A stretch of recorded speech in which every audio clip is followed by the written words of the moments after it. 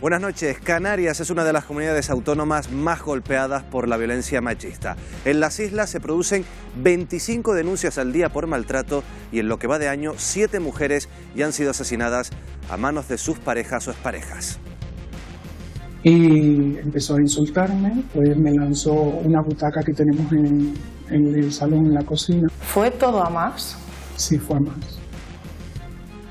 Además, en el programa de esta noche analizaremos la actualidad política, actualidad que pasa por las negociaciones para formar gobierno. Todo sigue en el aire. Enseguida volvemos, no se vayan.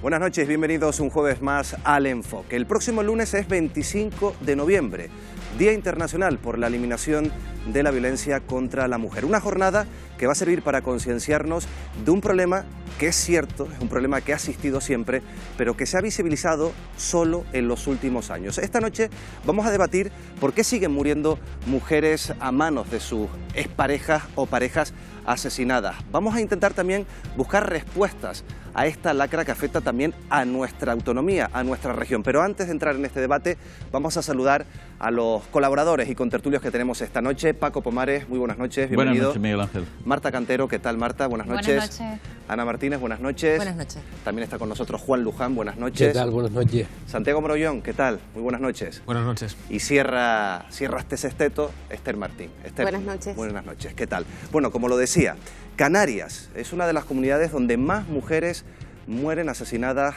por culpa de la violencia machista. En lo que va de año, en lo que va de 2019, son 7 las mujeres que han sido asesinadas, como decíamos, a manos de sus parejas o exparejas. Vamos a ver un reportaje en el que hemos hablado con mujeres agredidas y también con especialistas. Vamos a intentar averiguar cómo luchar contra la violencia de género, contra la violencia machista. Lo vemos en el reportaje Ni una más.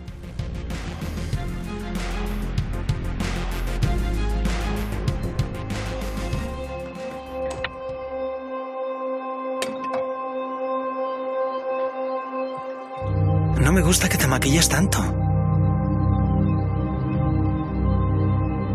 ¿A dónde vas con esa ropa?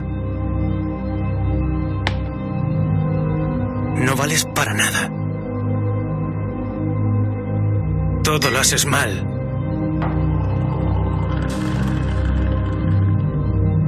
Haz lo que te digo o te quitaré los niños. Te mereces que te pegue. Como digas algo, te mato.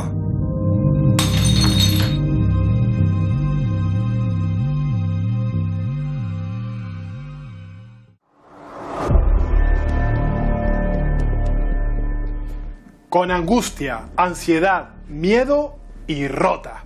Así queda una mujer víctima de la violencia machista.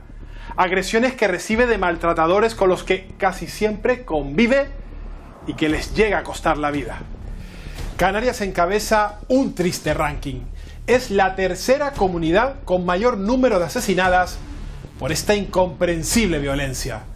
En lo que llevamos de año, el peor de la historia, 7 mujeres han perdido la vida a manos de sus parejas o sus exparejas. ¿Qué pasa en las islas? Las relaciones de pareja, que al principio parecían idílicas, empiezan a torcerse. Primero un insulto, luego desprecio y más tarde una agresión. Hablamos con las protagonistas, con las mujeres víctimas de violencia machista. He llegado a un punto en el que no puedo salir por la puerta de casa. No puedo, porque algo me paraliza y como que me empuja hacia atrás y me dan ganas de vomitar, me voy al baño, vomito, me da ansiedad. En los primeros 6 meses del año se presentaron 4.717 denuncias en Canarias, un 14% más que en el primer semestre de 2018. La denuncia garantiza la protección. Los expertos coinciden en que la educación es fundamental para combatir la violencia machista entre los más jóvenes, pero ¿qué está ocurriendo realmente con ellos?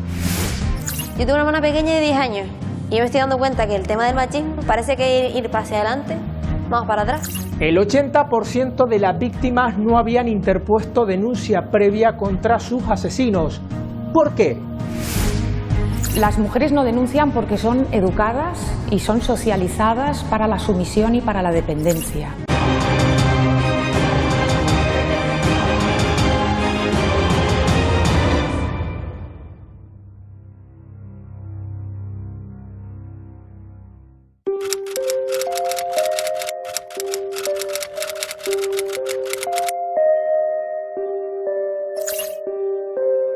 La violencia machista es una lacra, un cáncer pendiente de extirpar y un calvario que destruye a la mujer maltratada. Cuando una mujer se siente maltratada, se siente incapaz de poder llevar la vida que quiere, deja de creer en ella, se siente con la dignidad por los suelos, con la autoestima por los suelos, se considera incluso mala madre, los sentimientos de culpa son abrumadores. Ya tus referentes identitarios no los tienes. Por lo cual, eso da pie a una anulación de tu persona. A raíz de ahí, ya tu vida pasa o tus referentes a un segundo plano porque todo tu mundo es él. Las denuncias por violencia de género no paran de crecer. En Canarias, solo en los 6 primeros meses ya superan las 4.700. ¿Por qué? Cada vez estamos más sensibilizados, estamos más concienciados y se está llevando a cabo más denuncias, o sea, las mujeres denuncian más. Pero, ¿cómo empieza todo? La relación se inicia de forma idílica, pero pronto pasa a volverse un infierno que se prolonga durante años. María lo vivió en primera persona.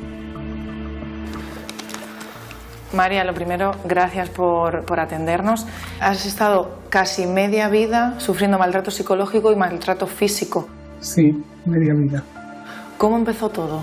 El maltrato psicológico casi fue desde que me casé, porque llevábamos nada más que un par de meses de casado y ya me dejó diciendo que era culpa mía, que no me aguantaba. Y María, ¿cuáles eran esos insultos que te propiciaba? ¿Qué te decía? Que era una guarra, una cerda, una hija de su madre. Después ya no era solo eso, ya eran más insultos, más a menudo, en la cama. La primera agresión fue una vez que fuimos a la playa y cuando regresamos a casa, como ya venía un poquito bebido, no quería bajar las cosas del coche y empezó a insultarme, pues me lanzó una butaca que tenemos en el salón, en la cocina. ¿Fue todo a más?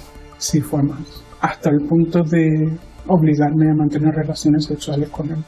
En el momento en que me divorcié, se volvió como loco porque se dio cuenta de que ya yo sabía lo que él estaba haciendo. Yo pensaba que ese era mi marido y yo tenía que hacer lo que decía mi marido. ¿De dónde sacaste las fuerzas para decidirte y dejarlo y denunciarlo? Mi hija me dio la fuerza, tomé la decisión, me costó muchísimo. Me tuvo toda la mañana encerrada en la habitación. Me rompió la televisión de la tele, rompió la cama, los espejos del ropero. ¿Cómo han interiorizado tus hijos todo esto? ¿Cómo lo han llevado? El mismo día que yo me separé, me dijeron, es que a nosotros también él nos pegaba, mamá. Él nos encerraba, porque cuando él llegaba de trabajar no quería que nadie le molestara. Todo eso me enteré el mismo día que me separé, el mismo día que por fin me liberé. Denunciar, como hizo María, es el primer gran paso. Con una llamada al 112, la maquinaria se pone en marcha. Hola, buenas tardes, señora agente. ¿Tienen a una señora por violencia de género? Requieren de la presencia del DEMA para posible denuncia. ¿Me puede pasar con la señora y valoramos un poquito con ella directamente la situación? Mira, me ha comentado la gente que usted sufrió una violencia de género. No la habías denunciado hasta hoy que has decidido ir a denunciar. ¿Estaban los niños delante cuando ocurrieron los hechos? Mire, Bárbara, usted está hablando con el Servicio de Atención a la Mujer del 112. Tranquila, este servicio está... Elena, llamadas como la que acabamos de escuchar se repiten en este centro del 112 a diario. Sí, estas llamadas son constantes, hay un volumen bastante alto de llamadas de diferente tipo. Cada vez se ha disparado más porque cada vez se conoce más el servicio. ¿De cuántas llamadas podemos estar hablando en un día en este centro? Hemos tenido noches de Navidad o noches de fin de año donde hemos llegado a tener unas 100 llamadas. ¿Y cuál es el protocolo que aplicáis aquí en este centro? Lo que se hace es orientar y nosotras en concreto también asesorar a la señora. Se valora la llamada y desde aquí se activa lo que es el dispositivo de emergencia para mujeres agredidas, con el fin de que la mujer que sufre violencia machista tenga una respuesta conducta adecuada. Lo que tienen que tener claro es que ante cualquier duda pueden llamar siempre aquí y siempre van a estar apoyadas y asesoradas. La clave está en estar informadas, en saber qué es lo que pueden hacer. Y entonces lo que este servicio ofrece, al margen de la información, del asesoramiento, del acompañamiento, que es muy importante para estas mujeres, saber que no están solas. Para atender estos casos, las islas cuentan con una red de centros autonómicos, insulares y municipales, aunque todavía son insuficientes. Tenemos 75 recursos actualmente a lo largo de todo el archipiélago. Se quedan muchas fuera de nuestro alcance porque no tenemos recursos suficientes para atender a toda la necesidad social que hay. Entre los apoyos públicos a la mujer maltratada, la Policía Nacional cuenta con una unidad especializada que investiga posibles casos, aunque no haya denuncia, y también protege a las víctimas. Buenos días, inspector Carlos Tallón. Sí, efectivamente. Jefe del grupo de investigación de la UFAN. Sí. Pues explícanos un poquito en qué consiste la UFAN. La UFAN es una unidad especializada en tratar con víctimas de violencia de género, doméstica, sexual y trabajo con menores. Nosotros nos dedicamos a casos especialmente graves. Realmente el trabajo de violencia de género lo abarcan una gran cantidad de funcionarios de diferentes unidades. A veces recibidos noticias, comunicados de colegios, de vecinos, de servicios sociales, en el cual nos dan cuenta de que una mujer parece ser que está siendo víctima de violencia de género y nosotros vamos a investigarlo exactamente igual, tenga denuncia o no tenga denuncia. Claro, estos casos de investigación son más complejos porque en principio la víctima probablemente no colabore. Y en el caso del servicio de protección a las mujeres, ¿están con ellas en todo momento? Sí, es una disponibilidad de 24 horas. La víctima conoce a su policía, sabe su nombre, tiene su teléfono y está 24 horas pendiente de ese teléfono para soltarle cualquier duda que le surja. La denuncia garantiza la protección. Carla, durante mucho tiempo sufriste malos tratos y al final decidiste denunciar. Sí, muchos años recibí maltrato tanto físico como psicológico y al final denuncié. Carla, te costó denunciar, pero finalmente cuando lo hiciste te diste cuenta que era la mejor opción. Era la mejor opción que tenía en ese momento y creo que la de todas las mujeres es denunciar y mantener la denuncia hasta el final. El denunciar me ayudó a estar más tranquila, más segura. Las personas indicadas me llamaban por teléfono, me preguntaban, siempre que si tenía alguna duda, llamara, que preguntara, que fuera, siempre me dejaban las puertas abiertas.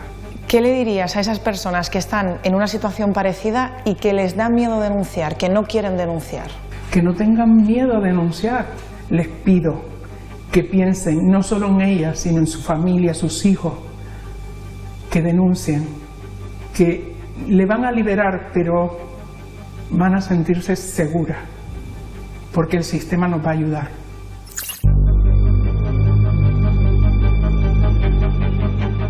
Sin embargo, algunas víctimas viven con miedo. La expareja de Lucía acaba de salir de prisión tras perder vigencia una orden de alejamiento que tuvo durante 5 años.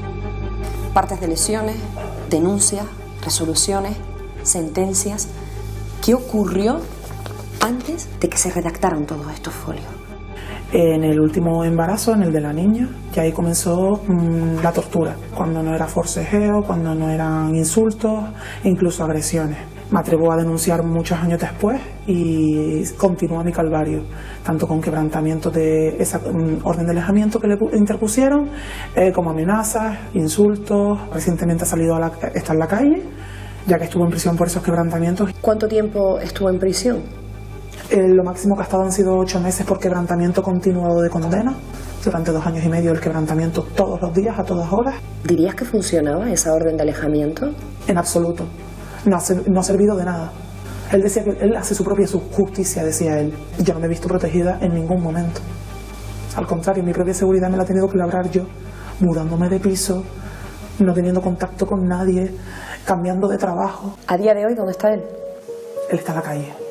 Salió hace 15 días. ¿Vive cerca? Sí, a 400 metros de mi casa. Y él pasa con el coche, se me queda mirando fijamente y sigue. ¿Tienes miedo al salir de tu casa y que te lo puedas ver? Cada día. Yo he llegado a un punto en el que no puedo salir por la puerta de casa. No puedo. porque algo me paraliza y como que me empuja hacia atrás y me dan ganas de vomitar, me voy al baño, vomito, me da ansiedad, me tengo que coger un taxi, lo tengo que tener en la puerta de casa, un taxi para que me lleve a urgencias o a donde tenga que arreglar papeles. ¿Tienes pensado volver a solicitar una orden de alejamiento? Sí, por lo menos tengo la legalidad de que si él quebranta esa orden de alejamiento, pague las consecuencias. Entonces, volver a ampliar esa orden de alejamiento porque yo sigo con el temor día a día de que no volver viva a casa o que mis niños estén íntegros. Me dan a entender de que mi vida no vale nada y la de mis niños. Perdón. Me dan a entender de que les importamos una mierda y que necesitan un parte de defunción para que nos hagan caso del martirio que estamos viviendo desde que lo denuncié. ¿Qué te gustaría que pasara a partir de ahora? Que se olvidara de mí, nos deje vivir. El caso de Lucía demuestra que hacen falta más medios judiciales y policiales. ¿Y las penas por estos delitos deben ser más duras? Yo no soy partidaria de un endurecimiento de las penas. Creo que el Código Penal pues, tiene unas penas correctas, elevadas incluso, en casos de delitos con impacto de género, pero lo que sí que soy partidaria es de modificar todas las leyes, incluida el Código Penal, para integrar la perspectiva de género en el mismo. Bueno, Luz Marina, tú en 2013 pierdes a tu hermana a manos del que en aquel entonces era su expareja. Como hermana de una víctima de violencia de género, ¿qué opinas sobre las condenas que la justicia impone para este tipo de supuestos? Desde las familias lo que nosotros vemos es que matar no cuesta nada. La cadena perpetua la tenemos nosotros. Nosotros tenemos el daño psicológico del asesinato y luego nosotros nos tenemos que hacer cargo de todo el proceso judicial, de todos los procesos económicos que conlleva un asesinato. Sin embargo, tú ves que él está en prisión, tranquilamente cumpliendo su condena, a nosotros nos llaman a la puerta para pagar esto, para pagar lo otro y a él no lo molestan para nada. Entonces muchos de ellos también te comentan, bueno pues ella del cementerio no sale, pero yo de aquí sí salgo y salgo otra persona.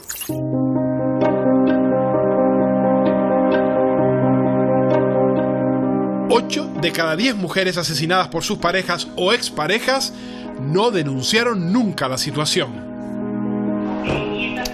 Hola, Noelia. Buenos días. Noelia, lo primero que quiero hacer es agradecerte que des la cara. Tú fuiste mujer maltratada, pero aún así nunca llegaste a denunciar. No, es realmente difícil. ¿Quieres pasar y hablamos? Noelia, ¿cuánto tiempo duró el maltrato en tu vida? Yo lo generalizo en 18 años. Si te van a hacer un cálculo exacto, igual es hasta un poco más. ¿Por qué no denunciaste en todo este tiempo? Por miedo y porque no quería que mis hijos pasaran por circunstancias de juzgados, tribunales. Yo realmente me había acostumbrado a esa situación. Ya se van encargando estas personas de quitarte la autoestima, de aislarte de tus seres queridos. Yo denuncié, realmente no he denunciado nunca. Cuando he decidido hacerlo ya había pasado mucho tiempo de aquello, no estaba en esa situación. Cuesta mucho salir es lo que más cuesta, salir de ahí. ¿El hecho de que no denunciara llevaba implícito que luego eso tuviera unas consecuencias? Por supuesto, uno vive con el continuo miedo de que él se enfade, de que tú no hagas algo bien. Es terrible el maltrato psicológico. Noelia, gracias por tu testimonio. Como Noelia, miles de mujeres aguantan en silencio. Un silencio que surge de una sociedad patriarcal y de una educación para la resignación con la que hay que romper. Las mujeres no denuncian porque son educadas y son socializadas para la sumisión y para la dependencia. Por tanto, están educadas para soportar el sacrificio. Es muy difícil que esta mujer, ante una situación de violencia que tiene un impacto nocivo emocionalmente y cognitivamente en ella muy elevado, pueda alzarse a modo de Juana de Arco como una mujer muy valiente y romper, traspasar esa barrera de plantear una denuncia. Es de vital importancia la declaración de una mujer para poder continuar con la causa. Bueno, cuando el único elemento probatorio que se tiene es la declaración de la víctima, pues es muy importante y puede ser sustancial, incluso puede conllevar a que la causa no pueda continuar por carencia de prueba, ¿no? ¿Qué tal fue la entrevista? Bastante bien. Con ese vestidito que llevaba. Oye, si le dan el trabajo es porque vale. ¿Que vale? Si habla inglés de risa.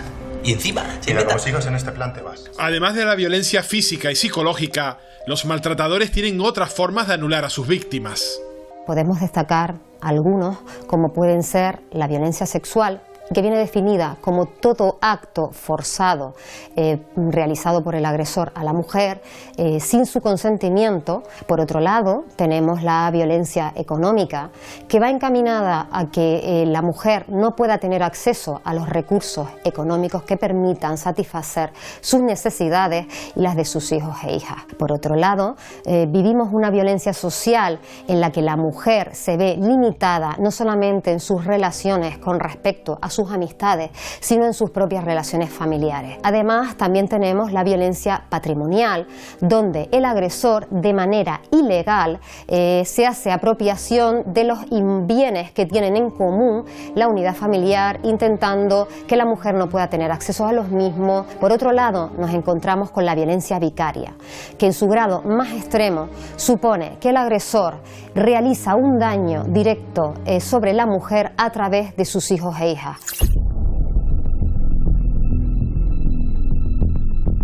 Los maltratadores llegan a asesinar a sus propios hijos para ocasionar un daño extremo a sus parejas o exparejas. En España, desde 2003, hasta 34 niños y niñas han perdido la vida por violencia de género. 3 de estos asesinatos se registraron en Canarias en los últimos 2 años. Y más daño a cargo de estos asesinos. Desde que se contabilizan las víctimas, 273 menores se han quedado huérfanos en este país por la acción de los maltratadores de sus madres. Otros muchos no perdieron a su madre, pero arrastran las secuelas de lo vivido durante su infancia. ¿Qué edad tenías tú cuando comenzaron los maltratos? Mi primer recuerdo es de cuando tenía 6 años, que mi padre me hizo vivir una situación muy dura. Yo realmente creí que había sido un sueño, que yo notaba que a mi padre no lo quería, por lo que veía que le hacía a mi madre. Con el paso de los años, cuando vas creciendo, intentas pensar que eso es normal, que es así, que te tienen que castigar por absolutamente todo, que te tienen que gritar, que a tu madre le pueden insultar, que te pueden pegar, que es normal. ¿Qué secuelas ha dejado esto en tu vida? Voy con mucho cuidado con los hombres, tengo muchísima desconfianza, siempre estoy a la defensiva, me saltan alarmas constantemente, a veces innecesarias, simplemente porque has pasado por unas situaciones que dices, ¿y si es esto? En muchas ocasiones son los hijos los que empujan a sus madres a dar el paso. Yo, al día siguiente de que mi madre me dijera que se iba a separar, a pesar de que tenía 11 años, yo le escribí una carta y le dije, ma, yo frego los platos, yo limpio la casa, pero vámonos de aquí. Ya había visto que mi madre había pasado por situaciones de estar al borde de la muerte y, o sea, cuando tú eres pequeño, tú esperas de tus padres que te protejan, ¿no? Y yo no me sentía así por parte de mi padre. Mi padre nunca me protegió, mi madre me protegía. Entonces yo quería protegerla a ella también. María, gracias por tu testimonio. Muchas gracias. Daños irreparables que causan los maltratadores y que nos lleva a preguntarnos cómo identificarlos, cuál es su perfil. Son personas muy impulsivas, con poco control de sus impulsos, acostumbradas a acción-reacción. Son personas generalmente con altos niveles de frustración, muy celosas, muy inestables, con un bajo concepto de sí mismos, que siempre necesitan la gratificación inmediata a todas sus necesidades, y todas sus frustraciones las vierte sobre quien puede verterlas, que es sobre alguien a quien controla dentro del hogar. ¿Por qué los hombres matan y maltratan a las mujeres? Siempre hemos vivido en una sociedad patriarcal donde el que manda es el hombre y la mujer tiene que servir, donde las leyes, por tanto, las hacen los hombres y donde ha habido una ancestral preponderancia del poder del varón sobre la mujer. El origen del maltrato está en el machismo, un problema que incumbe a toda la sociedad. También a los hombres, porque la igualdad es un asunto de todos. Cosa de mujeres, ya sabes. Pero con tacones y con escote todo se perdona. ¿Qué pasa? Que ya no tiene gracia, hombre. Que ya cansa. Asociación de Hombres por la Igualdad de Género. ¿Por qué nace una asociación de hombres? Nace para trabajar en lo que son los grupos de hombres, el tema personal, ¿no? La reflexión personal que cada hombre tiene que hacer, y la otra, que es el silencio, nos hace cómplices. Tenemos muy a mano el uso de la violencia. Se nos ha dicho que tenemos la autoridad de usar la violencia para conseguir aquello que creemos que tenemos que conseguir. No olvidemos que desde los asesinatos hacia abajo existen muchas violencias en lo cotidiano: desprecio, silencio, invisibilización. Me burlo de mi pareja en público, no le permito salir vestida de determinada manera. Hay que estar atento a esas fórmulas de control y de dominación que usamos los hombres. Mis hijos van a reproducir no aquello que les digo, mis hijos van a reproducir y hacer aquello que me ven hacer a mí. No podemos permanecer callados ante esos comentarios, ante esas bromas, ante esa publicidad sexista, ante esa discriminación en el trabajo y en muchos entornos de la vida. Desde la asociación lo que tratamos es de escuchar, desactivar esa posible bomba antes de que estalle, ¿no? O sea, para que no os produzca daño.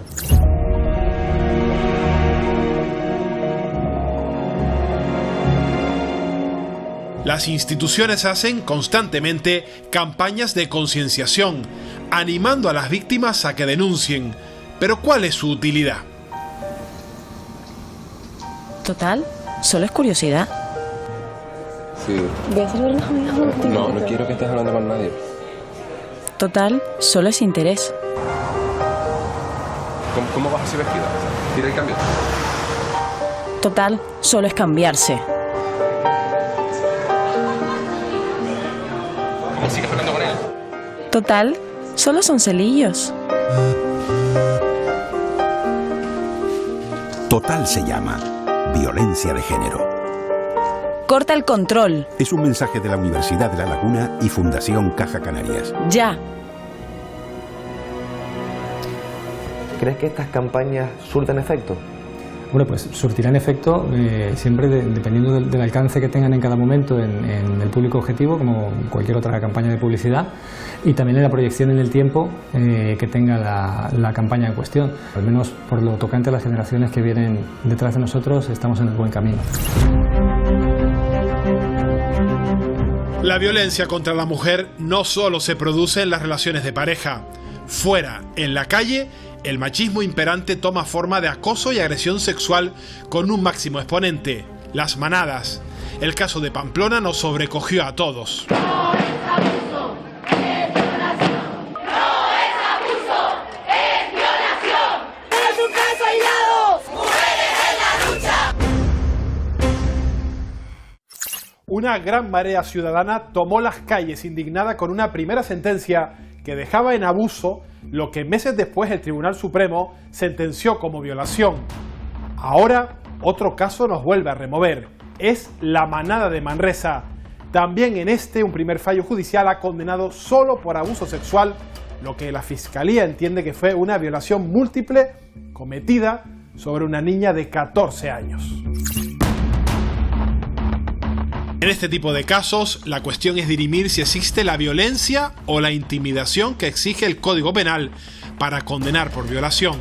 Idaira Tejera, abogada especialista en violencia de género. Ahora mismo el Código Penal, ¿cómo diferencia los delitos de abuso y agresión? Existe cierta similitud entre ambos delitos. La similitud se encuentra en el consentimiento, puesto que en ambos, obviamente, no existe consentimiento por parte de la víctima. Sin embargo, el delito de agresión sexual requiere que exista violencia e intimidación por parte del agresor. Sin embargo, en el abuso sexual no es necesario esos dos requisitos. Por lo tanto, queda a libre interpretación de cada juez si hay delitos de agresión o no. El juez, los tribunales tienen cierto margen de actuación y con ello pues cabe la interpretación de que los mismos hechos delictivos puedan ser considerados, y es válido que sean considerados abuso sexual o agresión sexual. Cambiar esos puntos del Código Penal lo están pidiendo varios partidos y colectivos. ¿Exactamente en qué consistiría ese cambio? Limitar la interpretación que puedan tener los jueces y que se anule la distinción que existe en la actualidad entre abuso sexual y violación. Unos comportamientos delictivos que cada vez más son cometidos por jóvenes. Es llamativo que una sociedad en que nunca ha habido tantos recursos, nunca ha habido tantas campañas, tanta concienciación, nos encontremos que la parte más joven de la sociedad es la que está aumentando los casos de violencia de género. Jóvenes sometidos a modas y a canciones que incitan y justifican la violencia machista.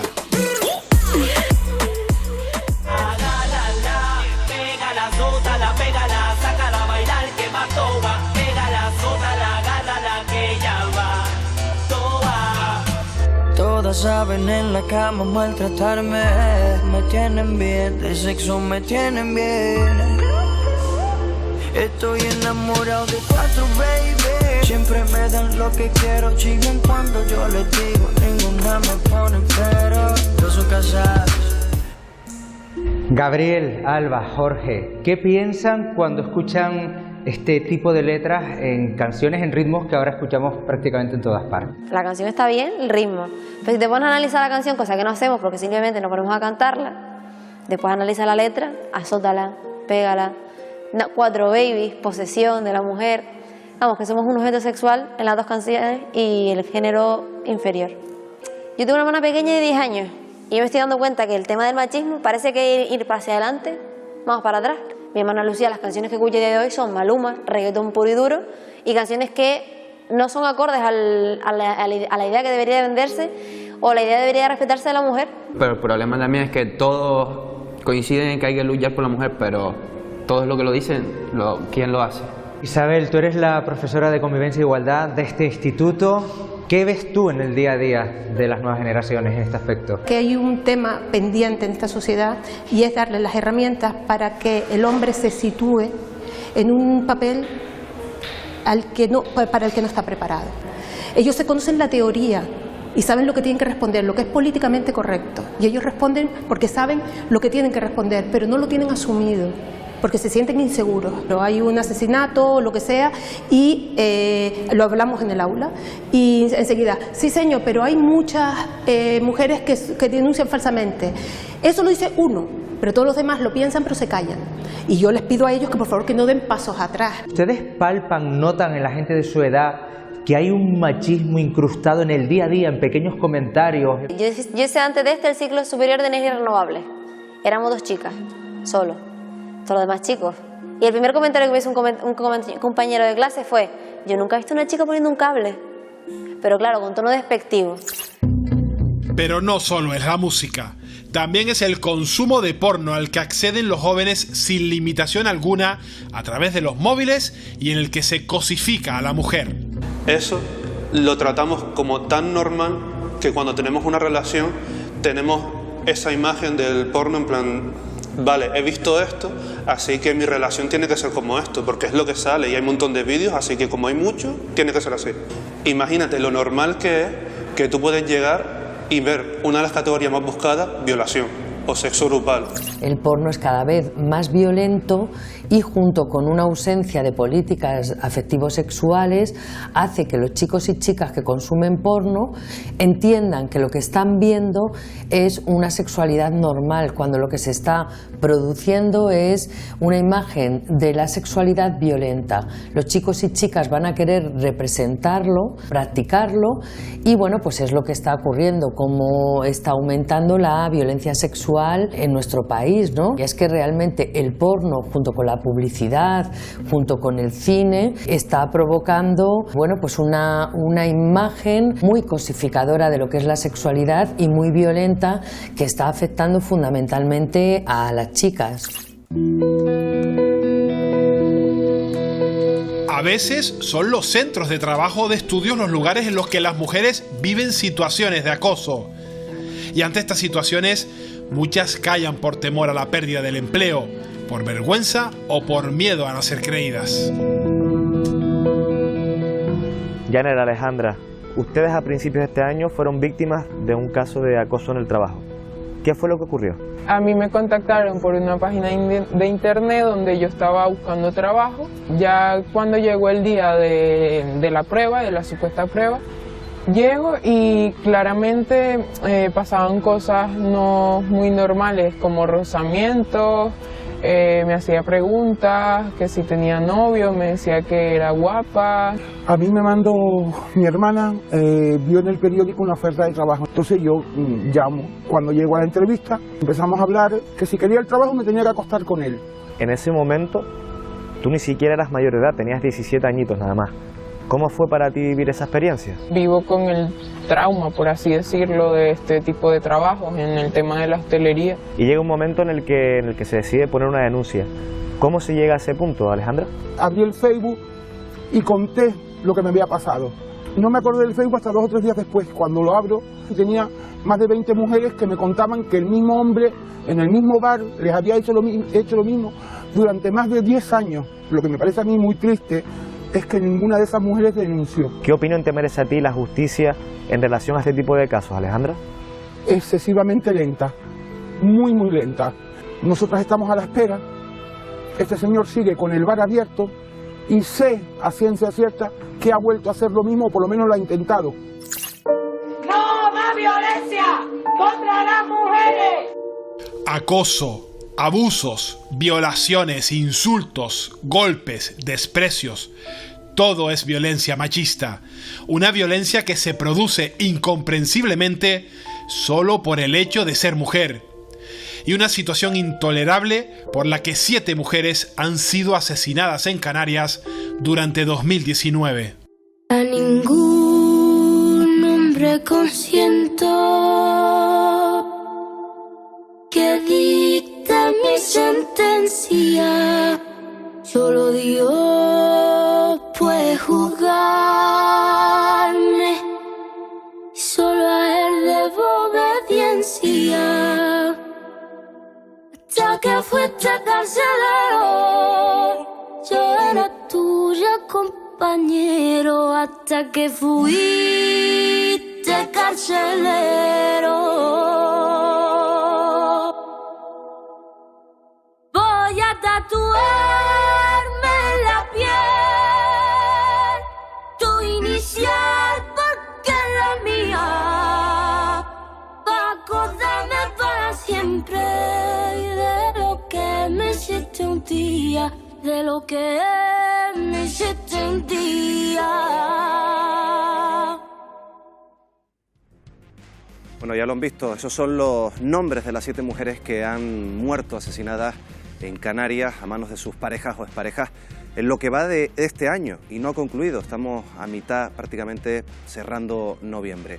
Desde el año 2003 en Canarias han muerto 70 mujeres. Canarias es una de las comunidades donde más problemática, o por lo menos más mujeres han fallecido asesinadas por causa de la violencia machista. Para que comparen, fíjense, desde el año 2003, en el País Vasco, una comunidad más o menos con la misma población de Canarias, han muerto la mitad, 35 mujeres.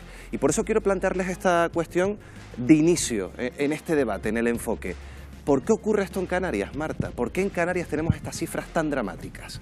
No lo sabemos, yo creo que no se sabe, ¿no? No hay ninguna razón. Baleares y también es otra de las regiones que está en los primeros puestos, pero no hay, o por lo menos yo no lo he oído ni que haya una razón específica, ¿no?, para el tema. A mí me gustaría destacar un tema en relación a la manifestación que hay el próximo lunes, ¿no?, contra la violencia machista. Ahí se ha convocado, la Red Feminista ha convocado una manifestación ruidosa, ¿no?, de salir a la calle, todas las mujeres con cacerolas, con tal, haciendo ruido en contraste, para poner en evidencia 2 cosas. Uno, que lo del minuto de silencio y ya no basta, ¿no? No es suficiente salir y una vez que han muerto decir, manifestarse de esa manera. Y segundo, para dar también el mensaje de que las mujeres, lo que está sucediendo es que las mujeres ya han roto el silencio. Y eso es lo que está ocurriendo y lo que está marcando todo el cambio de este tiempo de ahora en relación a esto. Ya en todos los ámbitos del planeta y en todas las culturas y en todos los países, la mujer está saliendo y está reaccionando después de un montón de siglos, no de años, silenciada. Hablando de romper el silencio, aunque sigo con esa pregunta en la mesa de por qué pasa esto en Canarias en relación con otras comunidades autónomas, pero lo de romper el silencio, escuchábamos a la directora del Instituto Canario de Igualdad, a Kika Fumero, hablar de que han aumentado las denuncias en los últimos años y se ve como algo positivo. ¿Se ha perdido el miedo a denunciar o tenemos que verlo por el lado negativo? Esto implica que en Canarias tenemos casos de violencia, de maltrato muy por encima de la media, Ana. Bueno, es un hecho que las estadísticas que están ahí y lo que comentaba Marta hace un momento, no tenemos una razón, no tenemos fundamentos para saber por qué se da aquí más que en otras comunidades autónomas. Comentaba lo de Baleares y yo recuerdo que en alguna ocasión, en alguna entrevista en la radio, Kika Fumero sí que nos ha dicho que se está intentando estudiar si la insularidad, el aislamiento podría tener alguna incidencia en este tipo de circunstancias. Pero lo que a mí me gustaría llamar la atención en el sentido de que hemos roto el silencio, es que el silencio precisamente es lo que nos mata, no se trata solo de que lo rompan las mujeres. En ese sentido me parecen fantásticas las campañas que están llevándose adelante para que los hombres sean también quienes denuncien situaciones de violencia en lo cotidiano desde la base, porque no sé si se han fijado en el reportaje, una constante entre todas las víctimas de violencia era la frase "todo mi mundo es él". De una manera o de otra la mujer queda aniquilada una vez que es víctima de violencia de género. Vive pendiente de cómo se levanta su pareja, de cómo llega, de cómo va a poder ella pasar ese día, de cómo se va a adaptar a las circunstancias en las que él se encuentra, de cómo va a intentar no ponerse en peligro ella y sus hijos, los dos, pensando que es ella la que puede hacer algo para evitar que se dé esa agresión, cuando no es así. Veíamos el ejemplo de una de las responsables de atención del centro, sí, que decía que las noches de fin de año y de Navidad eran picos altísimos, y esto se debe a que son noches en las que se interactúa más con amigos, con familiares, con personas que escapan al control del maltratador, personas que pueden provocarle sentimientos de frustración en ese momento, que como es incapaz de desahogarlo con las personas que sí considera a su altura, luego los paga con las personas que tiene en su casa. Enseguida seguimos hablando de este asunto, nos vamos a ir unos minutitos a publicidad, pero vamos a hablar cuando volvamos, no solo con los miembros que están esta noche con nosotros, sino también con María Auxiliadora Díaz, que es una magistrada del juzgado de violencia contra la mujer. Ya se está preparando, la ven en ese recuadrito abajo en la pantalla. Vamos a hablar con ella de estos casos y de la realidad que se vive estos días en Canarias. Volvemos en tan solo unos minutos.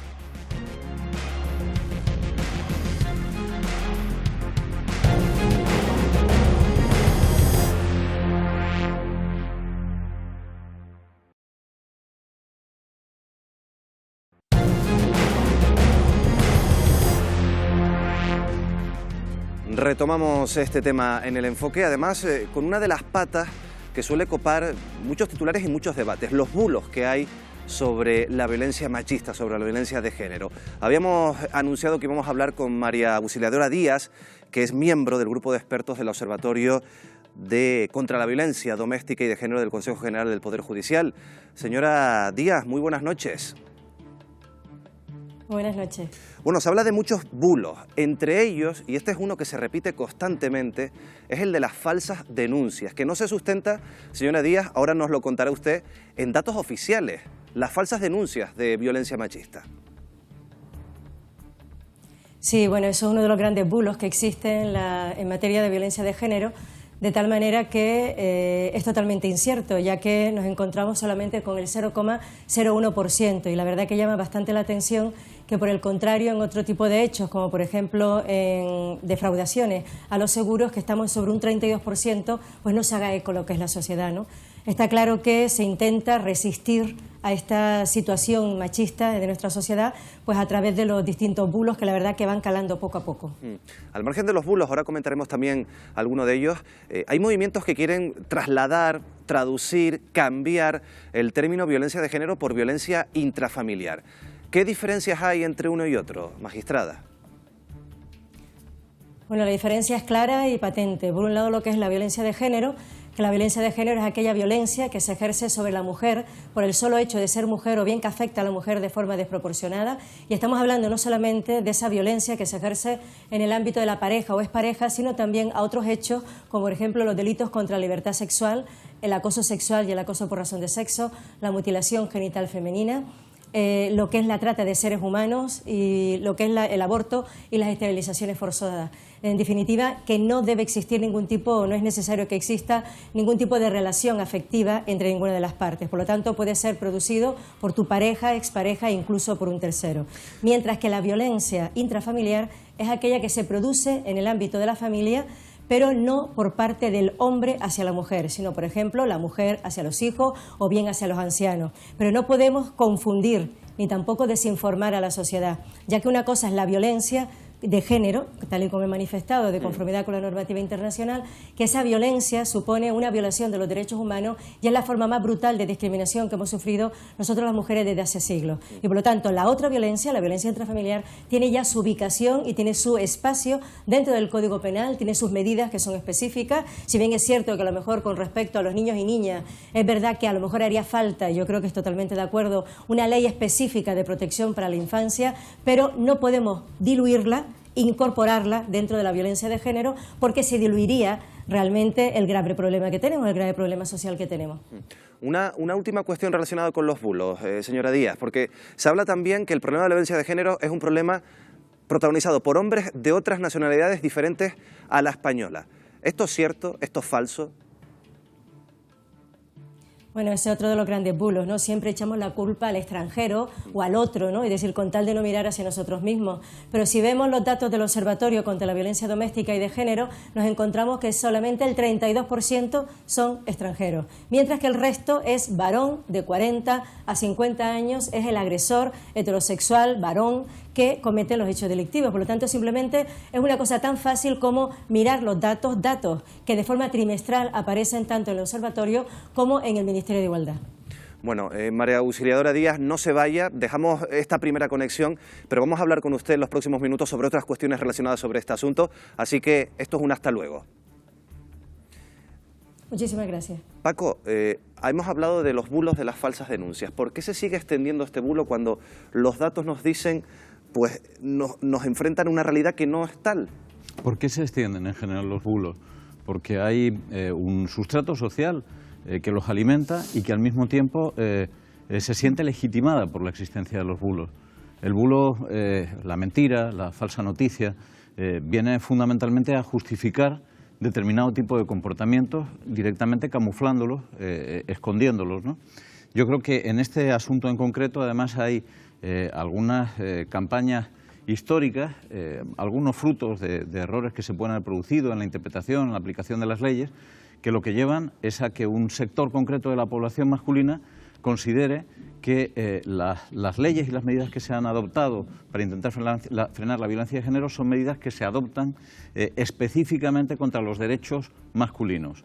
Y eso lo que provoca es que hay un caldo de cultivo en una parte muy importante de la población masculina contraria a ese tipo de leyes. Es ese caldo de cultivo el que genera los bulos y el que se retroalimenta con ellos. Sí, desde luego, coincido totalmente con Paco, y además en los últimos tiempos, en un corto periodo de tiempo, hemos visto también que ese sustrato ha encontrado un eco institucional, ha encontrado una fuerza política que los difunde además a través de sus canales, que les ha dado votos y que le ha dado un resultado de crecimiento a nivel parlamentario mientras otras fuerzas bajaban. Entonces hay una utilización ahora mismo también partidista, aparte de, bueno, de que evidentemente antes habían otras asociaciones de hombres que en muchos casos habían sido denunciados por maltrato y que querían cambiar el papel y que sus exparejas fueran los verdugos y ellos las víctimas, ¿no? Pero ahora ya además se ha institucionalizado a nivel político, ¿no? Pero tú hablabas de esos movimientos, esas corrientes, Esther, Santiago, se ha roto el consenso que había en este país, consenso político, consenso social, por ejemplo, respecto a la ley de violencia de género, Esther. Totalmente. El Pacto de Estado contra la Violencia de Género lleva 2 años paralizado, no hay ningún tipo de seguimiento, no hay recursos, no hay herramientas suficientes para intentar atajar esta lacra. Hablábamos en el reportaje que desde el 2003, momento en el que se empieza a contabilizar las mujeres asesinadas a manos de sus parejas o exparejas, han asesinado a 1.027 mujeres. O sea, casi 200 mujeres asesinadas más que personas muertas a manos de la banda terrorista ETA durante más de 40 años. Y no hay un pacto de Estado real para erradicar esta violencia que estamos padeciendo las mujeres, que estamos sufriendo las mujeres por nuestra condición de género. Y finalizo. 7 testimonios, de los cuales 6 se han escondido. Han sido víctimas en el pasado, lo han sufrido y lo siguen sufriendo. O sea, y tendremos, si queremos avanzar como sociedad, tendremos que hacerlo de la mano, hombres y mujeres, para intentar erradicar, porque, perdonen, es que nos están matando. Después recuperamos el asunto del Pacto de Estado, que está en un veremos, pero Santi, sí me gustaría conocer también tu primera opinión. Yo creo que echar la culpa de este mal, por ejemplo, a personas que vienen de otro país es un truco que utiliza mucha gente para evitarse el pensamiento de que hay un mal dentro en la propia sociedad en la que vive. Es algo que a mucha gente le interesa, idealizar la sociedad en la que él se ha criado y se ha educado y que todo lo malo viene desde fuera. Es un truco muy habitual. Pero al hilo de lo que estaba comentando Esther, la verdad es que resulta interesante el hecho de que tengamos efectivamente que juntarnos hombres y mujeres para superar esta lacra, que yo soy optimista, pienso que se puede hacer. Lo digo porque la directora de Igualdad el otro día en la radio contó una historia que ella misma presenció, Kika Fumero, nos contaba cómo al bajarse de la guagua de Global, pues un hombre empezó a increpar a una mujer de color en una situación de machismo y de racismo. La única persona que reaccionó en ese momento, enfrentándose a aquel hombre, fue la propia Kika Fumero. El resto de la gente que estaba allí no hizo absolutamente nada. Entonces, cuando Esther habla de que efectivamente hay que unirnos para superar esta lacra, totalmente de acuerdo, pero además hay que actuar cuando presenciemos una de estas situaciones. Y no solamente esto, sino al hilo de lo que están contando ustedes, ¿no? A mí me parece incluso casi más grave el hecho de que las personas que tienen este tipo de comportamientos, que defienden este tipo de comportamientos, que los justifican, han dejado de ser tan señaladas como lo eran hace unos perdona, años. Ana, estamos teniendo unos problemas con tu micrófono. Vamos a intentar arreglártelo. Vamos a seguir dándole la palabra a Marta por aquí sobre este asunto y mientras arreglamos ese sonido. Venga. Sí, yo respecto a lo que decía Santi, bueno, y está también aquí todo en el ambiente, el tema de cómo, o sea, cómo neutralizar, cómo reaccionar ante un tema de este tipo, ¿no? Que de lo que se trata es de que no las maten, de cómo se corrige eso, ¿no? Y se han apuntado dos líneas. Por un lado, la reacción social, ¿no? Y la reacción social, la general, la que puede pasar en un espacio público, pero también la familiar y la del entorno de la víctima en concreto. Ya lo contaba una de ellas, que decía, fue mi hija, la que gracias a ella, ¿no?, pude salir. Hablando con psicólogos y cuando intentas analizar por qué cuesta tanto salir de ese ámbito, claro, visto desde fuera parece que es muy fácil ver que la situación de víctima se está padeciendo, pero cuando la vives dentro de la lógica de cómo se ha establecido esa relación, es muy difícil verlo. Y lo único que dicen es que tienen que salir ellas por sí mismas, pero que sobre todo tienen que tener un entorno y un puente en el que cuando tomen la decisión se sientan muy arropadas para romper ese miedo que les impide, de alguna manera, buscar una salida. Juan. Sí, coincido con Marta que al miedo ese que se veía en todos los testimonios que hemos visto en el estupendo reportaje, el miedo a él, el hombre, su pareja, que le hace bajar la autoestima, tiene que haber un respaldo institucional, yo creo que mucho mayor, para que se le quiten los otros miedos, el miedo, por ejemplo, a perder la casa, el miedo a no tener apoyo económico. Pero faltan medios, Juan. Es que no hay medios. Yo creo que, no hay medios. Yo creo que faltan medios, aunque en relación a lo que decía Esther, se da la circunstancia también del gobierno interino, el Pacto de Estado contra la violencia machista, que además llevó adelante un gobierno del PP, por cierto, de Rajoy, pero la situación de los presupuestos creo que le ha afectado, pero yo creo que sí va a haber un consenso político grande, a pesar de la ultraderecha, para ejecutarlo. Soy optimista. Como ya hemos contado, todavía no se ha terminado este año 2019 y en España han muerto asesinadas a manos de sus parejas o exparejas más de 50 mujeres. Estamos en un año bastante complicado si hablamos de datos y si hablamos de mujeres asesinadas. Pero claro, Wendy Fuentes, muy buenas noches. ¿Cuál es el perfil de estas mujeres que han sido asesinadas?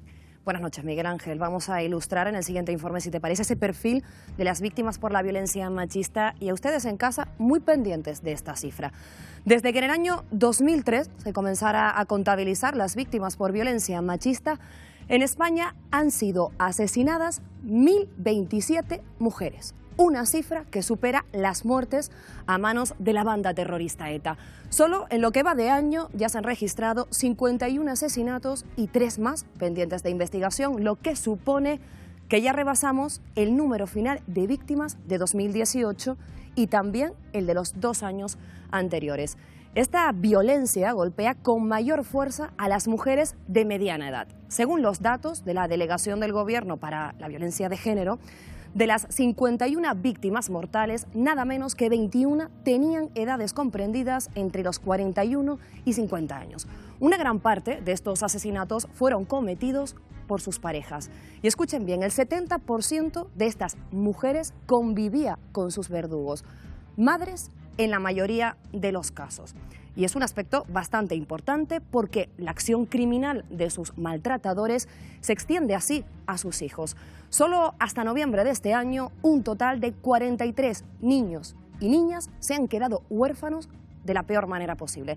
Pero de todas estas estadísticas destacan dos datos bastante impactantes. Por un lado, el 80% de las mujeres asesinadas no había presentado denuncia previa alguna. Y por otro, de las escasas denuncias interpuestas, solo un raquítico 4% provenía del entorno de la víctima. Una cifra que nos lleva a una reflexión muy clara. ¿Por qué miramos hacia otro lado? ¿Por qué creemos que esta violencia es de puertas adentro? Pero mientras esto sucede, el Pacto de Estado contra la Violencia Machista, que firmaron hace 2 años todos los grupos políticos, no ha desarrollado gran parte de sus medidas. Un freno motivado por la inestabilidad política, pero que urge reactivar. Prueba de esta urgencia son estas cifras que acabamos de exponer en este informe, en un año negro para todas las mujeres en Canarias. Miguel Ángel.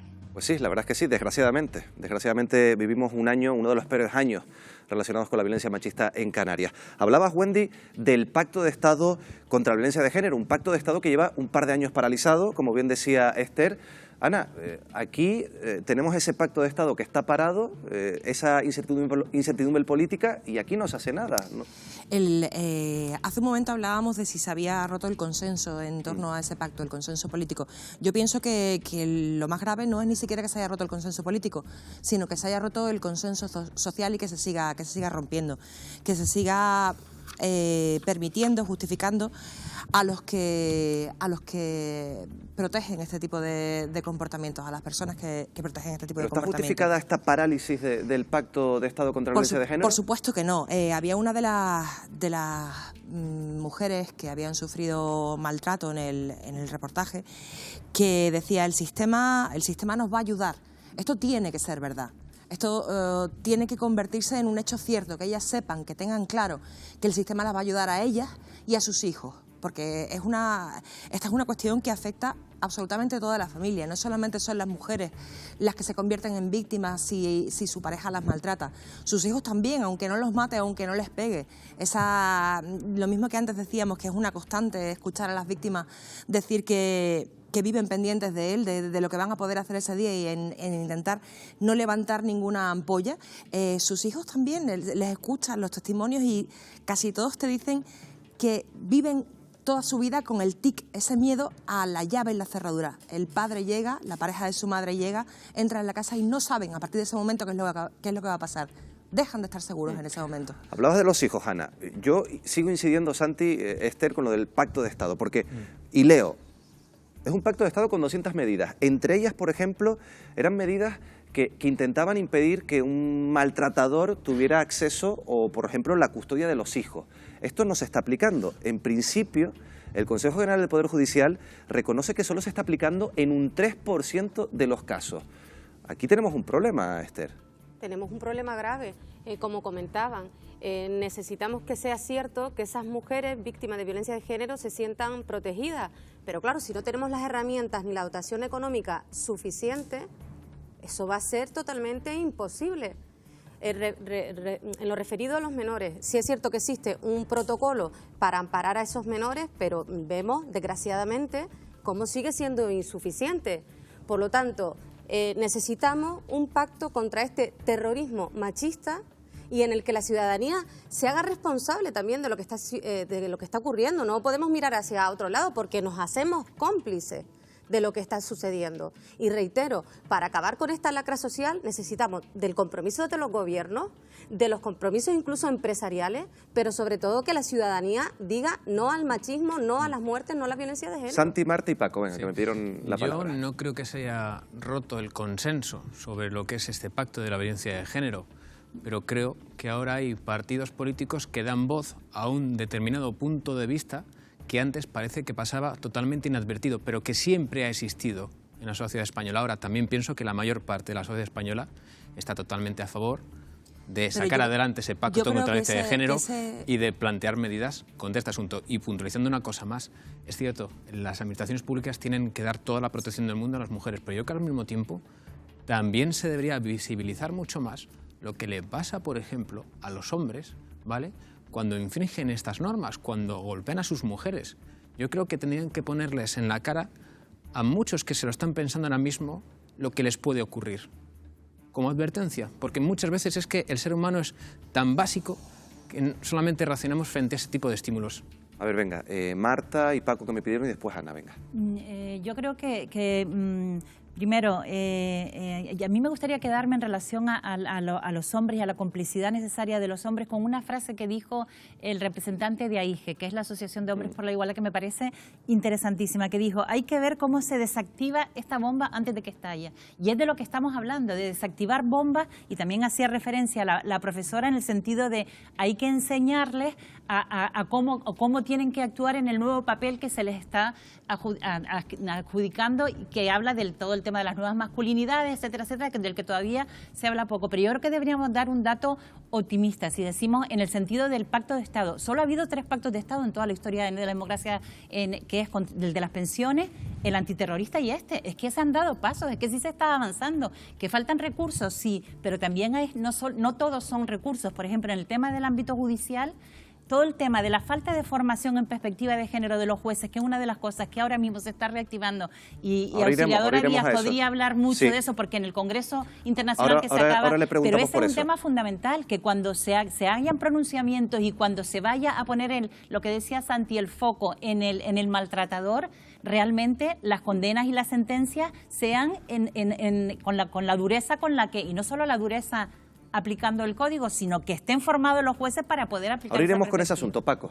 Sí, yo creo que hay un problema también de enfoque en relación con cuál es el verdadero problema en materia de violencia de género. Siempre incidimos en esa estadística siniestra del número de mujeres asesinadas, pero lo cierto es que todos los años hay 600.000 mujeres que sufren distinto tipo de maltrato o maltratos de distinta intensidad, y de eso hablamos bastante menos. Sin embargo, para las fuerzas policiales se trata del principal problema de orden público, el principal problema de seguridad que existe en España. Es un problema que afecta al conjunto de la sociedad española en todos sus estamentos, en todas sus provincias, en todos sus estados, en todas sus clases sociales, y que tiene una extraordinaria incidencia, porque lo que determina es la existencia de 6.000 personas, 600.000 personas que se sienten aterrorizadas y sin ningún tipo de protección por parte del Estado. Cuando se hace un diagnóstico de por qué las mujeres que sufren ese tipo de situaciones no las denuncian, siempre se plantea que el problema tiene que ver con la cobertura que pueden recibir de los poderes públicos, que pueden recibir de la familia, que pueden recibir de la sociedad. Hay más motivos y algunos tienen muchísimo más peso. Muchísimas de las mujeres que son maltratadas piensan hasta el último momento que esa situación se puede salvar, porque al final están siendo maltratadas por personas a las que quieren, por personas que son padres de sus hijos y por las personas con las que consideran que tiene que producirse una oportunidad para salir adelante. Es un problema extraordinariamente complejo, pero a mí me gustaría que cuando lo analizamos como problema social pongamos más intensidad en la parte menos morbosa del asunto, que no es la de las muertes, sino en la parte de esas 600.000 mujeres que sufren de una manera prácticamente cotidiana situaciones de maltrato de distinta intensidad. Mira, uniendo tanto lo que decía Marta del ámbito judicial como lo que decía Paco ahora mismo de las denuncias de maltrato, fíjense, porque las mujeres que denuncian una situación de violencia de género tienen más o menos posibilidades de tener una orden de protección según en qué juzgado lo hagan. Ya ha alertado la Fiscalía de esta discrepancia y vamos a rescatar a María Auxiliadora Díaz. Buenas noches otra vez, señora Díaz, para preguntarle por qué ocurre esto. ¿Por qué pasa esto? ¿Por qué en un juzgado, por ejemplo, de Barcelona, el 89% de las medidas de protección, o por lo menos se dan en el 87% de los casos, 87-89% de los casos, medidas de protección a las mujeres que denuncian, y por ejemplo en el juzgado de Roquetas de Mar, también muy cerca de la ciudad capital, de la capital catalana, pues estamos en torno a un 9%. ¿Por qué hay estas discrepancias?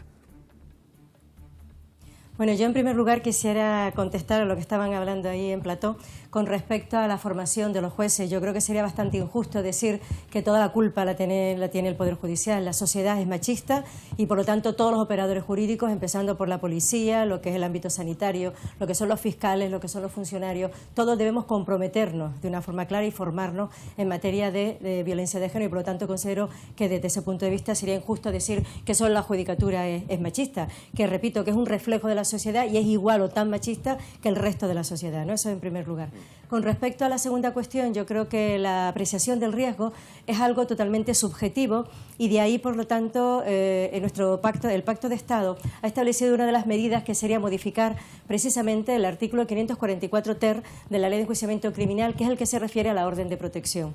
En ese caso se establecen una serie de criterios de referencia y esos criterios de referencia son para que el órgano judicial, el juez o la jueza, a la hora de resolver una petición de una orden de alejamiento, lo que conocemos vulgarmente con ese nombre, lo que es una orden de protección, pues tenga una serie de criterios. Por ejemplo, el hecho de haberse intentado suicidar el hombre es un criterio, el hecho de haber interpuesto la denuncia y haber retirado la denuncia, que no nos podemos olvidar que en el último trimestre, según los datos del observatorio, se ha incrementado en un 79% y este es uno de los grandes problemas que nos encontramos nosotros en el ámbito judicial, la retirada de la denuncia, el hecho también de los celos, el hecho también de tener antecedentes penales por violencia de género, en definitiva una serie de, o por ejemplo también el tema del divorcio o la separación. Son elementos, son criterios que deben ser tenidos en cuenta por parte del juez o la jueza a la hora de adoptar o no adoptar una orden de protección. No supone una injerencia en la función jurisdiccional, sino simplemente unos criterios a tener en cuenta. Yo creo que eso es importante y de ahí la percepción subjetiva de ese riesgo es lo que da lugar a ese tipo de estadísticas, ¿no? Que según en un lado o en otro se percibe de una forma u otra lo que es realmente lo que está manifestando la víctima, ¿no? Entonces habrá que tenerlo en cuenta y sobre todo... Sí, le decía que al margen de este asunto, y brevemente le pregunto por los medios, porque aquí se ha hablado también en esta mesa, ¿faltan medios también en el ámbito judicial para afrontar este problema? Hombre, medios faltan, igual que en todos los ámbitos faltan, pero yo creo que realmente es muy importante informar a la sociedad de este grave problema social, sensibilizar a la sociedad y, por supuesto, la formación, pero de todos los operadores jurídicos y, sobre todo, en perspectiva de género, que no es otra cosa sino simplemente que cuando se vaya a decidir una cuestión determinada sobre este ámbito, y repito, desde el policía, los médicos, los jueces, los fiscales, los funcionarios, no se dude de la credibilidad de la víctima, que el hecho de la tardanza, la interposición de la denuncia no sea un elemento a restarle credibilidad a la víctima o por el hecho de que tenga miedo y que se mantenga en esa situación de violencia. Debemos entender que una mujer que es víctima de violencia de género es una mujer con unas características propias y singulares que todos debemos saber en qué momento de la situación, del ciclo de la violencia se encuentra para poder entender la respuesta que ella da a esa situación. Generalmente minimizan el riesgo de una forma impensable, ¿no? Lo minimizan y por lo tanto tenemos que estar nosotros para llevar a cabo esa protección inmediata a estas mujeres. María Auxiliadora Díaz. También a los niños y niños que están expuestos. María Auxiliadora Díaz, muchas gracias, muy buenas noches. Sí, gracias a ustedes, buenas noches. Bueno, hablábamos de esa disparidad de si entras en un juzgado tienes más posibilidad de obtener una orden de alejamiento respecto a otro juzgado. La magistrada daba una explicación, pero lo cierto es que hay una disparidad que incluso provoca cierta inseguridad en las mujeres que quieren denunciar, Juan. Sí, pero pasa con muchísimas leyes. Yo recuerdo el tema del movimiento antimilitarista en su día, con la misma ley se metió a insumisos en la cárcel y con la misma ley se absolvía. O sea, son interpretaciones, pero en relación a lo que apuntaba, por lo que había dicho Marta de los jueces, yo creo que hay conciencia, por ejemplo, entre las profesiones del periodismo, los medios de comunicación juegan un papel importante y nos falta formación, y hay organizaciones de mujeres periodistas en Canarias o un sindicato profesional de periodistas que buena parte de las cosas que han hecho en el último año tiene que ver con la formación y con la conciencia. Creo que toda la sociedad debe tomar conciencia y es verdad que no todo se soluciona con más medios en la línea de lo que estaban apuntando antes, pero sí es cierto también que en relación a esa violencia cotidiana que apuntaba Paco, yo qué sé, si en todos los centros de salud hubiesen más equipos multidisciplinares de psicólogas, de trabajadores sociales, educadores sociales, seguramente esas alarmas o la mujer que tiene la autoestima por los suelos a lo mejor podría encontrar o tener herramientas de apoyos que le ayudarían a frenar las tragedias que acaban con la vida, ¿no? Yo creo que eso, en la línea de lo que está hablando Juan, poco a poco se van dando pasos. También ahora en las fiestas populares, por ejemplo, hay un punto en el que se ocupan precisamente exactamente de las mujeres que en un momento dado ya han sufrido algún tipo de agresión machista o sexual en un momento dado. También se ocupan de esta materia.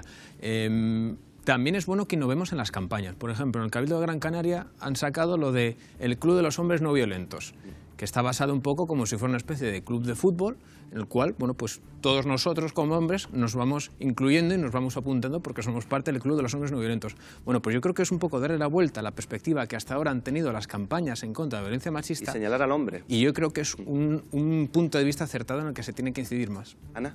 Me había quedado con la puntualización que había hecho Auxiliadora cuando decía que le parecía injusto culpar solamente a la judicatura, porque es un reflejo de la sociedad, a fin de cuentas, en la que vivimos, y eso es lo que intento remarcar desde hace un rato, que hay sectores sociales que han perdido la vergüenza porque ahora se ven representados y se sienten legitimados. Y no, perdona, no están legitimados, no es su opinión, es un colectivo que está apuntalando, que está de acuerdo con un sometimiento a la mujer en este caso. Por cierto, con respecto a esto quería desde hace un rato apuntar que hay bastantes pronunciamientos a favor de a las mujeres que han salido de esa situación dejar de llamarlas víctimas y llamarlas supervivientes, en el sentido de que es necesario para ellas para empoderarse y salir de esa situación de aniquilamiento en la que se han encontrado, quitándoles el adjetivo de víctima. A mí me gustaría hacer un apunte sobre el tema de Vox y de todos estos movimientos que han surgido en el sentido siguiente. Cada conquista feminista ha tenido una reacción y tiene históricamente una reacción del patriarcado. Y este momento la está teniendo en este grupo en concreto. Son los que representan esa reacción airada ante los avances. Lo significativo y lo importante desde mi punto de vista es que se han invertido los términos. Ahora, lo que es masivo es el feminismo y lo que se ha reducido y es minoría es el machismo que es capaz todavía de levantar esa bandera. Y eso es muy importante y eso ha ocurrido en los 2 últimos años. Otra pata del debate. Vamos a hablar de los jóvenes, porque también en el reportaje veíamos cómo algunos jóvenes hablaban de cómo era el tratamiento entre los chicos y las chicas pues a edades tempranas. Y sinceramente, con lo que vemos en el reportaje y con los datos que tenemos sobre la mesa, pues a lo mejor la perspectiva no es muy optimista. Ha crecido un 21% el número de delitos sexuales protagonizados por jóvenes en Canarias, un 21%. También hablamos de violaciones. Para hablar de este asunto queremos queremos también pues incluir en esta tertulia a la jueza de menores Reyes Martel. Señora Martel, muy buenas noches. Perdón. Muy buenas noches a todos. Bueno, hablábamos de estos datos. Crece el número de delitos sexuales con menores como protagonistas en Canarias. Todo el mundo se pregunta por qué está pasando esto en los últimos años. Bueno, vamos a ver, yo estaba escuchando anteriormente lo que trataban. Crece el número de delitos contra la libertad sexual. Sí. Y crecen el número de delitos también de violencia doméstica, o sea, contra los padres o los miembros de la familia, y los delitos de violencia de género. Aquí me gustaría subrayar, en relación con lo que se estaba hablando en el debate anterior y en relación con lo que ha dicho mi compañera Auxiliadora, en que nos estamos olvidando de muchas cosas importantes. Se ha hecho mucho desde el año 2004 en pro de erradicar, de cambiar cabezas, de cambiar conciencias, de dotar de herramientas, pero se está olvidando algo fundamental, que estamos viéndolo todos los días los profesionales que trabajamos con menores, los jueces de menores, fiscales de menores y demás profesionales. Y es que estamos empezando la casa por el tejado. Para que se sepa y se oiga bien alto, un juez de menores es un juez de violencia de género.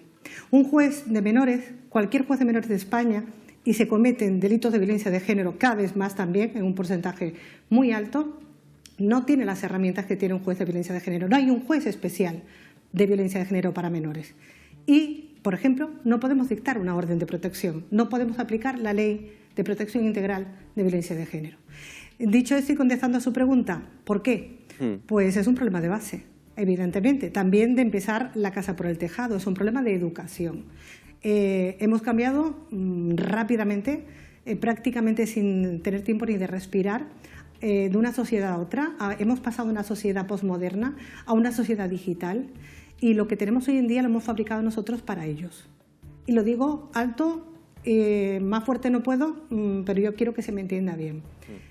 Responsabilidad en lo que está ocurriendo en este tipo de delitos que a tantos desagrada y en otros como los que acabo de mencionar, la tenemos todos nosotros. Y cuando digo todos nosotros, somos los adultos.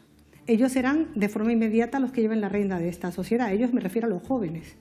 Pero es que, y también hilando el tema a su pregunta, en relación con el debate, lo que estaban tratando anteriormente, los niños, estos niños que pueden ser maltratadores ya declarados y que dan lugar a consecuencias, a delitos muy graves el día de mañana, a mujeres lesionadas psíquicamente, golpeadas, etcétera, son normalmente, también que lo vemos todos los días en los juzgados, víctimas directas de delitos de violencia de género o de delitos de maltrato que viven en el hogar. Y esto, los que estamos al frente, fiscales de menores, jueces de menores, un montón de profesionales, no es que lo diga yo, lo que estamos todos los días ahí, lo vemos todos los días. Cuando llega un niño a un juzgado de menores, algo pasa. Y es un problema de base, de valores, un problema que tenemos que plantearnos seriamente qué es lo que vamos a seguir haciendo. Brevemente, señora Martel, brevemente, porque usted se ha convertido en una banderada a la hora de dictar sentencias, a la hora de dictar pues esos autos, en una banderada de una manera poco ortodoxa de enderezar a muchos menores, a muchos jóvenes. ¿En qué se sustenta esta manera de actuar? Bueno, a mí me hace bastante gracia porque, vamos a ver, somos poquitos jueces de menores en relación con las otras jurisdicciones. Menores es una especialidad. Somos unos 82, salvo error o omisión, en toda España. Lo que yo hago no es nada que no diga la ley y que no estén haciendo otros jueces de menores en toda España. Porque la justicia de menores que se aplica a menores que cometen todo tipo de delitos recogidos en el Código Penal entre 14 y 18 años, los mismos delitos que a los adultos, a ellos se les aplica medidas judiciales. Y aunque responden, tenemos que empezar a enseñarles a responder por lo que hacen, porque van a ser adultos dentro de nada. También tiene algo fundamental la ley del menor, que es el interés superior del menor. Esta ley se sustenta no solamente en nuestra Constitución española, sino en las normas y tratados internacionales, en la Ley de Protección Jurídica del Menor. Hoy es día, además, aprovecho para decirlo, estamos celebrándolo Día Internacional del Niño. Hoy, por primera vez, se contempló como fundamental el protegerlos, porque en definitiva en ellos nos va el futuro. Y todavía en este momento de la vida tenemos oportunidad de corregir circunstancias muy, muy adversas, incluso en los casos más graves. Hay una excesiva, y sigo contestando a su pregunta, exposición hoy en día debido, y a mí me encantan las nuevas tecnologías y las defiendo a rabiar, hay una excesiva exposición a las redes sociales, a contar todo. Se ha perdido la Tenemos vergüenza, que ir cerrando, ¿no? magistrada. Dicho en el buen sentido de la palabra, la intimidad. Tenemos que ir cerrando. En definitiva, Sí. no hago nada diferente que hagan otros compañeros. Muy bien, lo dejamos aquí. Jueza de menores, Reyes Martel, muchas gracias. Muy buenas noches. A ustedes. Bueno, Juan y Esther también, que me pedía el turno de palabra. El tema de los menores, el tema de cómo están aumentando el porcentaje de esos casos. Lo hablábamos con Reyes Martel, ella lo está viendo también, ella tiene esa experiencia diaria y ella dice que no tiene los medios que debería tener para atajar este problema. Claro, y fijémonos que además que eso no significa que hay que meterse con la ley de violencia de género, ¿no? Que si hay problemas, es verdad, de menores que denuncian algunos sectores que quieren cargarse la ley de violencia de género, pero son distintos y hay que hacerlo de forma paralela. Pero yo tengo dos hijos, una hija preadolescente, por ejemplo, en tercero de la ESO, y a mí me llama la atención en las reuniones de tutorías a principio de curso cómo nos informan de los peligros de las redes sociales los profesores y nos dicen que nos tranquilicemos, que va a ir un policía a dar un curso de unos días, y a mí no me cabe en la cabeza. Quiero decir, esto tiene que haber una formación del profesorado y que todo el profesorado sepa cómo funcionan las redes y todo el profesorado hable y que no se puede hacer solo leyendo el Código Penal, sino hay que educar en valores impositivos y no con el Código Penal. Porque son los policías que van a los centros escolares, a los institutos, a explicar los problemas de las redes sociales, ¿no? Pero los problemas que estamos viendo con los menores, con esas estadísticas, ¿es un tema de redes sociales, es un tema de educación? ¿De quién es el problema? Yo considero que el machismo es un problema estructural totalmente y que se tendrá que atajar o intentar atajarlo desde una perspectiva transversal. Sobre los jóvenes, a lo mejor tenemos que resaltar que no tienen ningún tipo de información ni formación en sexualidad, El contacto que tienen nuestros jóvenes con la sexualidad es a través de la pornografía. O sea, no hay nadie que le guíe y que le diga que esa utilización de la mujer como objeto no es la realidad. Lo decía uno de los protagonistas del reportaje. Claro, tendremos que dejar un poco de lado esa falsa moralidad y comenzar desde los hogares, pero también desde la enseñanza, a guiar a nuestros jóvenes, a que el contacto que tenga con el sexo no sea de esa forma tan ¿Y por qué bestial? desde los hogares y desde la enseñanza y no desde las decisiones de carácter público? Hay un debate, sé que cada vez que lo planteo se me acusa de moralista o se me acusa de retrógrado, pero hay un debate en relación con el valor social que tiene en estos momentos la pornografía, y yo creo que ha ido retrocediendo o degenerando, como ustedes quieran plantearlo, hacia proyecciones masivas de violaciones grupales, de actitudes que tienen muy poco que ver con la sexualidad humana y que no son más que forzamientos de lo que es la sexualidad humana hasta extremos realmente repugnantes, y perdón por la expresión. ¿Por qué debe tolerarse que esa sexualidad, esa forma de acceder al conocimiento de la sexualidad esté a disposición de los niños y de los jóvenes? Yo creo que tendría que plantearse la posibilidad de reconducir esa situación. Es algo realmente estrambótico. Quien conozca la pornografía que se hace hoy, no la que se hacía hace 30 años, que como me parece que comentaba hace un momento Juan Luján, tenía que ver con tener una revista debajo de la cama y ver a una señora desnuda.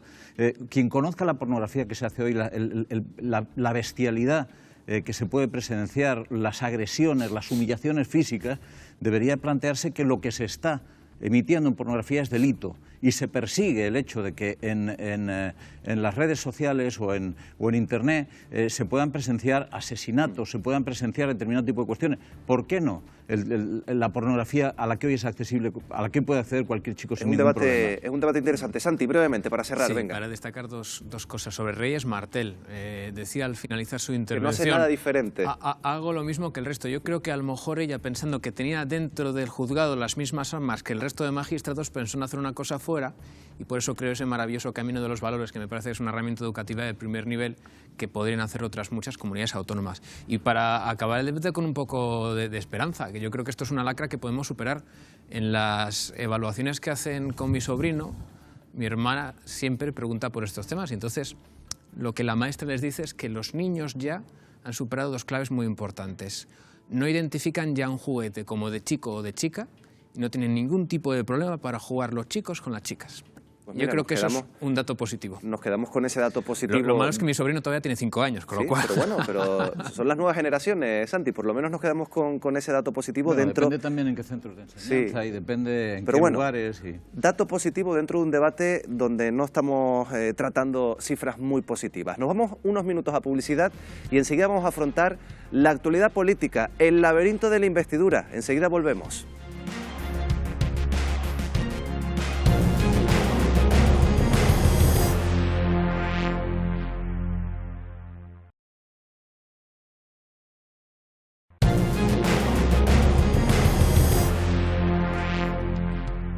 Calificaba antes de ir a publicidad la situación como laberinto para conseguir esa investidura, laberinto político para llegar a la Moncloa. Pues fíjense, vamos a analizar un poco lo que tenemos ahora por delante. Pedro Sánchez sigue el líder socialista intentando reunir los apoyos para ser investido, aunque los acontecimientos de los últimos días convierten su camino a la Moncloa, como decíamos, en un auténtico laberinto. Para conformar este pacto progresista necesita el apoyo o la abstención de Esquerra, que está ahora mismo protagonizando todos los titulares. Pero los independentistas se preguntan o van a preguntar a sus bases si están de acuerdo en apoyar un presidente que no está dispuesto a priori a hacer concesiones a Cataluña. Esa es la disyuntiva de Esquerra con sus bases. Y por otro lado, la sentencia de los ERE aleja la opción de una gran coalición con el Partido Popular en el caso de que fracase este pacto progresista. Precisamente Pablo Casado, en las últimas horas, pues resumía la postura del Partido Popular después de conocer esa sentencia de los ERE de esta manera. El Partido Popular no puede facilitar la investidura al candidato del partido que ha protagonizado el escándalo mayor de corrupción de la historia de España. Bueno, ya lo hemos escuchado. primera cuestión que les planteo, ¿sigue abierta esa posibilidad de pactar con el Partido Popular o de que el Partido Popular favorezca una investidura de Pedro Sánchez sin Podemos y sin los independentistas, Marta? No, sí, la misma noche electoral, la primera, no con los seres ahora. La primera reacción que hubo fue la de García Egea diciendo vamos a pedir la dimisión de Sánchez. Pero se abrió, días después se abrió una posibilidad. Bueno, la única posibilidad es la presión, en mi opinión, la presión que está metiendo todo digamos, el poder empresarial, los grupos empresariales para que realmente no se llegue a un gobierno progresista como el que se está planteando. ¿Hay también algún varón socialista, varón y vieja guardia socialista que está pidiendo pacto PSOE-PP? Bueno, pero es lo mismo que está diciendo. Es una redundancia, quiero decir. Felipe González y determinados señores de la caspa del Partido Socialista siempre han ido en la misma línea que los poderes económicos. Entonces, están en la misma línea en este sentido. A mí me hace gracia esas declaraciones de Pablo Casado, porque la sentencia de los Jerez debería de llevarlo a decir, bueno, ya somos coleguitas, él y tú más y tú y yo, pues vamos a pactar y yo más tengo ahora y ya volvamos al bipartidismo y a quitarnos estas tonterías del multipartidismo, ¿no? Paco, ¿solo está la opción que pasa por Esquerra? Ahí, Tú decías otra opción la semana pasada, que pasa por el rey. Que pasa por el rey, no, que pasa por la Constitución. También. Para ser más exactos, ¿no? Es decir, tenemos la opción de que haya un gobierno de izquierdas más regionalistas, apoyado en la abstención de los independentistas, que a mí me parece una opción realmente peligrosa, peligrosa para la estabilidad de ese gobierno y peligrosa para lo que son los intereses generales del país. Y luego hay otra opción, que es una opción compleja, que es que no habiendo acuerdo para poder constituir un gobierno, el rey proponga un candidato independiente al Congreso y el Congreso se avenga a votarlo, porque al final no es el rey quien toma una decisión, es el Congreso el que toma una decisión. Un excelente paso atrás en la democracia. No. De paso atrás nada. Se ha hecho en Italia, se ha hecho en un montón de países. Bueno, y yo pero Paco, y entonces no va a es un paso atrás a la manera, democracia. no va a concitar los apoyos, porque el problema del gobierno que se está planteando es que no hay alternativa. Desde el momento que Ciudadanos dice no vamos a apoyarlos... Ciudadanos no suma. O sea, que da igual lo que diga Ciudadanos. Podría sumar en un momento dado con el ahora apoyando, absteniéndose igual que Esquerra, en lugar de abstenerse Esquerra, que se abstuviera Ciudadanos. No suma. Más los regionalistas, más los nacionalistas, etcétera. No suman. Hacen falta los 13 votos. La única suma es la de la moción de censura. No, la que dio la única suma que cae en estos momentos es la misma que luego provocó la caída de Sánchez. La misma. Por lo tanto, es una situación de inestabilidad. Yo creo que un independiente tampoco recabaría los apoyos suficientes porque el PSOE se opondría. Pero vamos a ver. ¿Están ustedes seguros de que el Partido Popular... Uno, Paco, y brevemente. Has hecho un planteamiento y has dicho que es un retroceso constitucional. Absolutamente. No, señor, está contemplado en la Constitución. Es la Constitución quien contempla el formato. No, dije que es un retroceso democrático, no constitucional. Igual que la monarquía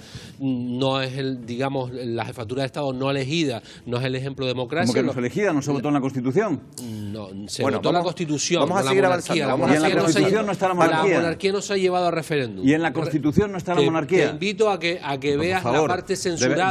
De verdad. Te invito a que veas la parte censurada de la entrevista. Vamos a seguir avanzando, venga. ¿Por qué no se hizo un referéndum sobre la monarquía? Vamos a seguir avanzando, porque aquí señalábamos la postura de Esquerra. Esquerra le ha pasado la pelota a sus bases. Le va a preguntar la cuestión de si apoya a ese gobierno progresista. Y voy a leer la pregunta, lo tengo que leer, porque la verdad es que la pregunta es rocambolesca. Esquerra Republicana le va a preguntar el próximo lunes a sus bases exactamente esto. ¿Estás de acuerdo con rechazar la investidura de Sánchez si previamente no hay un acuerdo para abordar el conflicto político con el Estado a través de una mesa de negociación? Se las trae la preguntita de Esquerra, ¿eh? Precisa, Ana, Santi. Precisa es, que duda cabe. Pero bueno, esta pregunta que empieza con una negación... O sea, sí, pero por lo menos no cabe mucho lugar para la incertidumbre. No le va a pasar como a los ingleses con el Brexit. ¿Pero esto le ata las manos a Esquerra o le libera a la hora de negociar? Yo creo que lo que buscaban es precisamente que les libere, porque que les libere para hacer lo que ellos consideran oportuno y lo que creen que deben hacer desde el primer momento. Ahora por lo fácil que es preguntar si estás a favor o en contra del pacto... Por algo será que lo han hecho así. Sí. Yo creo que es tan enrevesada que más de un militante de Esquerra va a tener que necesitar ayuda al lado. Oye, tengo que decir que sí o que no, porque no lo tengo muy claro. Ahora, esta consulta no es vinculante. Así que Esquerra se libera, por así decirlo, su dirección para después hacer de su capa un sayo. Lo que están haciendo, pues algo muy inteligente, situarse en el centro del debate y todavía queda con Esquerra por delante en esa posición. Esa propuesta que hacías de PP, PSOE, en este teatrillo al que estamos, todavía falta muchísimo para llegar a eso. Esther. Bueno, la pregunta en sí es bastante amplia, como bien decía Santi, además no es vinculante y entiendo que esto es un poco para salvaguardar los muebles de cara a unas posibles o más que posibles elecciones que se puedan dar en Cataluña y para no quedar muy mal con sus votantes. Sobre la gran coalición PP, Partido Socialista, vamos, yo la veo totalmente inviable, por más presión que haya desde los poderes fácticos, por más presión que haya de algún dinosaurio socialista por ahí, no se puede dar, entre otras cosas, cuando el Partido Popular le está comiendo la tostada la ultraderecha de Vox y no puede ir en contra de sus votantes. Y por cierto, el señor Pablo Casado, que posiblemente nos esté viendo, bueno, pedir la dimisión al presidente del Gobierno en funciones.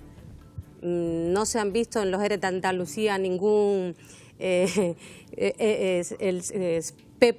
Sánchez, ¿no? Como el M. Rajoy de los papeles de Gürtel, por lo tanto un mínimo de respeto a la inteligencia de los ciudadanos. Está el tema de la gran coalición. Marta comentaba aquí, vamos a ver, la opción de PSOE más Ciudadanos, ahora que Ciudadanos está en un proceso de renovación con abstención del Partido Popular, esa sí sería una opción que suma. Sin duda. Pero ¿y eso es posible? Es que esa sería una abstención, esa sería una situación que suma incluso sin Ciudadanos. Si se obtuviera el Partido Popular no habría problema. Pero es que luego hay que tener una mayoría para gobernar. Claro. El problema no es solo la investidura. El problema es que hay que tener también una mayoría para gobernar. Y quizás Sánchez sea capaz de conseguir una mayoría para la investidura. A eso es a lo que está jugando Esquerra Republicana. Esquerra Republicana está intentando poder darle el voto a Sánchez.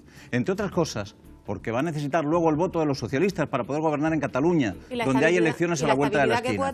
Pero mire, por intentar rematar un asunto en el que no he podido concluir antes. Venga, Paco. La propuesta del presidente del gobierno la realiza siempre el rey, y es siempre el Congreso quien decide. Y el rey hace esa propuesta en función de las negociaciones que tiene con los líderes políticos. Si los líderes políticos, cualquiera de ellos, le planteara al rey, cualquiera, miren, pues preferimos un candidato independiente, pues nosotros apoyaríamos un candidato independiente. ¿Me quieres decir que retroceso democrático hay en relación con lo que hay ahora? Sí, porque en lo que hay ahora es un diputado elegido que pertenece a una fuerza política que se ha presentado a unas elecciones donde 30 millones de personas han decidido y han apoyado un señor que no sabemos de dónde se lo saca el rey, ¿me entiendes? Que luego tampoco... Ya quisiéramos que 30 millones de españoles hubieran ido a votar. Tampoco, no, pero bueno, los que sean... Y si hubieran votado al mismo partido, mira, ahora mismo este debate no tendría más sentido. Que los 7 que van a elegir a ese señor, porque al final va a haber disciplina de partido, no va a haber libertad de diputados y por tanto son los 7 o 8. ¿Y eso no ocurre ahora también? ¿Qué? No ocurre exactamente igual. Ahora hay libertad de partidos, ahora no hay disciplina de partidos en el Congreso. Hay grupos políticos que han llegado con unos votos al Congreso, los diputados, y con un programa electoral. O sea, a ti te habrá gustado la salida italiana. A mí no me gusta ni cómo estaba Italia, ni cómo acabó. Yo prefiero a un Berlusconi elegido que a uno que no se sabe quién lo elige. Es una tendencia a preferir, pues acaba prefiriendo a Vox. Venga, vamos con Marta. El tema de que se necesita apoyos para la investidura, se necesita apoyos para la legislatura, se necesita apoyos para la investidura que pudiera salir con la fórmula de Esquerra y la abstención que no fuera la más conveniente. Y después lo que habría que pactar son los presupuestos. Y en los presupuestos, que esa es otra cuestión. Y ahí yo sí veo, por cómo se están colocando las cosas y por cómo está presionando todo el sector económico, insisto, en relación a que no quieren, sobre todo que en relación a lo que acaba de plantear Europa, están queriendo que haya un acuerdo más de presupuesto económico a la baja respecto al que se pactó con Podemos y el PSOE. Y en ese sentido, quizás sí podrían consensuarse una cierta votación para sacar el presupuesto. Y si se saca el presupuesto, insisto, ese gobierno no lo tumban porque no hay alternativa y tiene 2 años para gobernar en estas condiciones. No. Y entonces, con un presupuesto puede estar... Es que como muchos llegamos a eso, como muchísimo, en el mejor de los cálculos me da a mí que llegamos a eso. Llegamos a aprobar un presupuesto para seguir echando la patada hacia adelante y acto seguido ese gobierno pero claro, es que lo que tenemos que gobierna, pensar es que... pero no vuelve a aprobar nada más en el Congreso. Pero es que a partir de ahí se paraliza la legislatura. Legislatura, Santi, o sea, investidura, ese pacto para conseguirlo se consiguió cuando la moción de censura y cayó en los primeros presupuestos. Pero es que no es la misma situación política esta que la que vivíamos entonces. O sea, que la mayoría que había por aquel entonces pueda ahora unirse para sacar adelante una investidura, qué duda cabe. Pero los intereses que tenían en aquel momento los partidos no coinciden los que tienen ahora. Por ejemplo, Esquerra Republicana, que se moría de ganas de echar al Partido Popular del Gobierno Central, pero que ya no tiene tantas ganas, por lo visto, de encumbrar a Pedro Sánchez de nuevo al frente del Ejecutivo. Lo que quiero decir es que efectivamente la historia está en poder sacar adelante las leyes de la legislatura, empezando por el proyecto de presupuesto, que como para muchos, eso tiene que empezar la legislatura. Es que como muchos es lo único que vamos a sacar adelante, de verdad. Como Mira, mucho. Yo les escucho y la sensación es que estamos abocados a unas terceras elecciones. Hombre, sería Querrás una decir unas auténtica quintas. Bueno, unas quintas, irresponsabilidad. pero claro, si contamos desde hace muy poco, terceras elecciones. Vamos, sería no solo una auténtica irresponsabilidad Pero ustedes lo ven de continuar factible dejando esto. al país en jaque, un país que no puede avanzar porque no hay un gobierno, con el auge tan sumamente peligroso de la ultraderecha. Espero que si al menos llegamos a esa situación, que esos irresponsables líderes de cada uno de los partidos políticos dimitan y dejen que entren otros.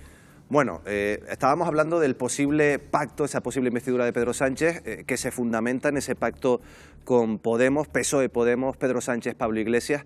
Pero claro, es un principio de acuerdo en el que también hay muchas diferencias, lo estamos viendo estos días, diferencias en programas, diferencias ideológicas. Wendy, diferencias que vamos a comparar, ¿en qué se diferencian los programas o las ideas del Partido Socialista y de Podemos? Pues sí, bastante diferencias que vamos a mostrar en el siguiente informe y como bien has dicho también se van a ver en la obligación de coincidir, de llegar a un consenso. A falta de conocer este acuerdo definitivo entre PSOE y Podemos, las dos formaciones tendrán que sortear sus diferencias en temas como la reforma laboral, la vivienda, los impuestos o el modelo territorial. En el apartado impositivo, ambos apuestan por una reforma fiscal progresiva, pero en Podemos defienden la creación de un tributo a la banca para recuperar los 64.000 millones de euros que algunas entidades recibieron del rescate. Sin embargo, los socialistas han estado a favor y no parece que vayan a cambiar de opinión. También hay diferencias en lo que respecta a las rentas más altas. Podemos es partidario de un impuesto para las grandes fortunas y en el PSOE abogan por una subida progresiva del IRPF, que también repercutiría así en los que más ganan. La derogación de la reforma laboral es una de las principales reivindicaciones, como sabemos, de Pablo Iglesias, pero Pedro Sánchez solo quiere modificar sus aspectos más lesivos. A falta de confirmar si se pondrán de acuerdo, algunas informaciones apuntan a que Podemos ya habría rebajado sus exigencias y renunciaría a derogarla para facilitar el pacto de gobierno. En vivienda, desde el PSOE anuncian la necesidad de destinar ayudas al alquiler en función de las rentas e impulsar la oferta de pisos con precios más asequibles, pero en Podemos quieren limitar los precios del alquiler, algo inaceptable para los socialistas. En las cuestiones del alquiler de la vivienda ha habido cosas que ellos nos han propuesto que nosotros considerábamos que no eran realizables, porque eran un intervencionismo del mercado que lógicamente a los propietarios les ponía en una situación complicada. Vamos, con otra diferencia más. La formación morada pretende crear una empresa pública de energía para así abaratar el precio de la luz y acabar con los monopolios. Pero a los socialistas ni siquiera se les ha pasado por la cabeza una idea de este tipo. El modelo territorial también puede ser una fuente de conflicto entre ambas formaciones, aunque en Podemos anuncian su lealtad al gobierno. Son partidarios de un referéndum pactado para superar el problema catalán, pero en el PSOE no quieren ni oír hablar de esto. Sánchez ya ha advertido de que cualquier solución para Cataluña estará dentro de la Constitución. Y por último, y no menos importante, Sánchez tendrá que equilibrar en un mismo gobierno las pretensiones de aumento de gasto de Pablo Iglesias con la ortodoxia de Nadia Calviño. Esta última ya se ha pronunciado y asegura que no le asusta para nada trabajar con personas que ven la vida de una forma diferente. Esto es lo que sabemos hasta el momento, Miguel Ángel, y no nos cabe la menor duda de que van a tener que ponerse de acuerdo, que son muchas Efectivamente, y ceder en muchos casos, en muchos asuntos y en muchos particulares. Acabamos de ver ese cruce entre Nadia Calviño y Pablo Iglesias. Si todo sigue adelante en esa línea de pactos, van a compartir Consejo de Ministros. ¿quién va a tener que ceder más en cuestiones económicas? Hemos escuchado a Nadia Calviño hablar del paro, que si es barato en España, esos 20 días, o que si es muy caro, mejor dicho. Pablo Iglesias hablar de derogar la reforma laboral. Paco, ¿quién va a tener que ceder más? Yo creo que Podemos, básicamente porque el Partido Socialista tiene el triple de representación, ¿no? Y en ese sentido, pues la presencia de Podemos en el Gobierno pues estará, como ellos mismos plantearon desde el principio, equilibrada a esa representación. Pero la clave no está tanto en cuánto tienen que ceder, como si las cesiones fueran todas del mismo nivel o de la misma envergadura. La clave es que si Podemos quiere estar en el Gobierno, pues probablemente tendrá que adaptar lo que es su discurso histórico, su discurso tradicional, a algo que sea asumible por un partido de corte europeo, socialdemócrata, etcétera, etcétera. Pero además hay otro factor que a mí me parece fundamental, que es que el Partido Socialista tiene un grave problema con la cuestión territorial, con Cataluña y con cómo resolver el problema de Cataluña. Y ahí es donde se van a producir más encontronazos, probablemente, porque la posición de Podemos se basa también en la presencia de un grupo digamos, de dirigentes, de élites podemitas, que es la que se estructura en Cataluña en Común Podem, ¿no? Y ahí va a haber una fricción permanente y continua. Y además está la presencia de Esquerra, que es determinante para poder sacar adelante cualquier ley. O sea que es una situación muy complicada de mantener como gobierno. Esther, tema laboral, tema económico. ¿Quién crees, y le hago la misma pregunta, te hago la misma pregunta que a Paco, quién crees que va a tener que ceder? Porque hay una cosa fundamental, la reforma laboral, ¿se va a derogar sí o no? Hombre, si el Partido Socialista, porque la visión de Podemos la tenemos claro, si el Partido Socialista cumple con la palabra dada, se derogará la reforma laboral, al menos en la parte más lesiva de estas hacia los trabajadores y las trabajadoras. Hablamos hace unos días sobre la sentencia del Constitucional en referencia al artículo 52 del Estatuto de los Trabajadores, que ahora te permite despedir al trabajador o la trabajadora a pesar de que está enfermo, que prima más la rentabilidad de la empresa que la salud o la seguridad de la propia persona trabajadora, pero hablamos también de negociación colectiva, hablamos de salario mínimo interprofesional, hablamos que se cumplan el acuerdo por el empleo y la negociación colectiva firmado entre patronal y sindicatos. Espero que el Partido Socialista cumpla con la palabra dada durante su campaña electoral sobre sus diferentes campañas electorales y que en este caso vayan de la mano. Y después añadimos que se cruza Europa por medio. Europa está pidiendo recortes, claro. Sí, está pidiendo recortes, pero también está solicitando que se mejoren las condiciones laborales en España, que se dé estabilidad en el empleo. Está hablando de dignificar también los salarios. Juan, si hablamos Marta, de Europa, que lo hablemos en todos los sentidos. Está claro que quien más tiene que ceder es Pablo Iglesias frente a Calviño por lo que estás diciendo de la Unión Europea, y no tanto aunque hubiera sido la representación al revés y hubiera tenido Podemos los votos del PSOE y el PSOE los votos de Podemos. Recordemos estos días las declaraciones de Juncker, el presidente de la Comisión Europea, diciendo hay que reconocer que hace 10 años humillamos, insultamos al pueblo griego cuando nos pasamos con la austeridad irreflexiva.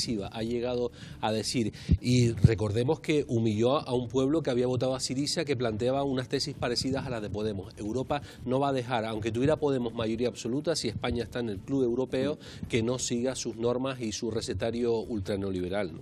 Yo pondría el acento en la actitud de Pablo Iglesias y cómo ha cambiado respecto al anterior acuerdo. Hoy creo que él ha dicho a las bases que van a tener que ceder bastante. Exacto. No solo ha dicho que ha tenido que ceder, ha dicho que vamos a tener que hacer muchos sacrificios. Sí. O sea, está preparándolos tanto en el tema económico, entiendo yo, como en el tema de Cataluña, porque efectivamente ellos ya han dicho, los dos ahora, el punto de consenso que han encontrado los dos partidos es somos los únicos que hemos apostado por el diálogo, pero ya ha dicho por activa y por pasiva Pablo Iglesias, vamos a ser leales en este asunto y ya han renunciado en principio al tema de la autodeterminación para poder iniciar el diálogo, con lo cual hay esa responsabilidad que está demostrando en este momento y ese recular hacia posiciones más extremas de Unidos Podemos, yo creo que puede facilitar un acuerdo. Ana, Sí. Santi.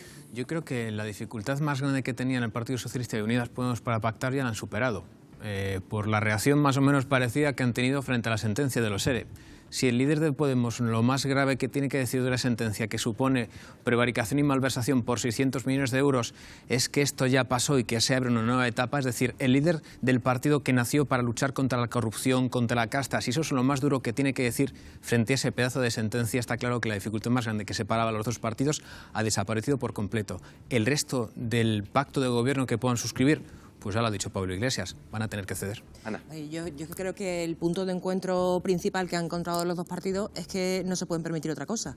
Se han dado cuenta que han metido la pata de una manera bestial y que de aquí en adelante todo lo que nos ha ido por este camino es tirarse por el precipicio ya sin paliativos. Y bueno, yo creo que de alguna manera también en cuanto al tema territorial, que efectivamente es lo que quizás más problemas pueda causar dentro de algunos sectores de Podemos, otros sectores, yo pienso que quizás el mayoritario ya se han dado cuenta de que para un referéndum ya es un poco tarde. Bueno, cambiamos de asunto. En lo que sí parecen estar de acuerdo PSOE y Podemos es en la subida de las pensiones ligándolas al IPC, pero obviando una realidad. El sistema no es sostenible, cada vez hay más pensionistas, cada vez hay más pagas, son más elevadas y en el lado contrario no hay trabajadores suficientes para asumir un gasto que ya está desbocado. Una situación que disgusta a la Comisión Europea y que ayer mismo, una vez más, lanzó una advertencia a España. Si el Gobierno pretende seguir aumentando las pensiones, tendrá que tomar medidas compensatorias. ¿Pero qué significa esa jerga de la Unión Europea? La traducción es la siguiente: o España sube impuestos o reduce el importe de las pagas. La situación es de tal magnitud que una muestra de la crisis del sistema es el estado actual de la hucha de pensiones. En realidad se llama Fondo de Reserva de la Seguridad Social y se creó para ir ahorrando capital en épocas de bonanza económica, para utilizarlo, eso sí, cuando fuera necesario. ¿Pero cómo funcionaba o cómo funciona? Fue en el año 2000 cuando se recibió su primera aportación y hasta 2011 la hucha llegó a engordar hasta, escuchen, los 66.800 millones de euros. Pero a partir de ese año, a partir del año siguiente, en el punto álgido de la crisis, el fondo ha ido menguando cada vez más. Y llegamos a este año, el 2019, tras retirar ahorros esta misma semana para poder pagar la paga extra de Navidad, el fondo tiene poco más de 1.500 millones de euros. Hemos pasado de los 66.800 millones de euros a 1.500 millones de euros. ¿Qué les parece? Yo creo que está claro. Si se quiere plantear subidas en las pensiones, hay que plantear mayor esfuerzo fiscal. Las pensiones no pueden salir de la inexistencia. Y luego hay un problema, que es que cuando se habla de que el sistema es insostenible, lo que es insostenible es la forma del sistema. Exacto. ¿Qué quiere decir eso? Quiere decir que los trabajadores actuales no pueden estar pagando las pensiones de los trabajadores del pasado. Las pensiones tienen que acabar pagándose por el presupuesto, tiene que ser el presupuesto del Estado el que acabe pagando las pensiones y que se incorpore al presupuesto del Estado lo que ahora se incorpora a la tesorería de la Seguridad Social. Porque como ustedes saben, el presupuesto del Estado, los fondos para pensiones y el presupuesto de la Seguridad Social son divergentes, están separados. Eso hay que hacerlo, y hay que hacerlo ya, porque si no, efectivamente, el sistema va a colapsar, porque no va a haber recursos. Pero aún haciendo eso, solamente significa que habrá que sacar recursos de donde están, que es en los presupuestos generales. Aún haciendo eso, para poder pagar más a la gente, hay que meter más impuestos. Entonces, esto tiene que quedar muy claro, y yo creo que es evidente.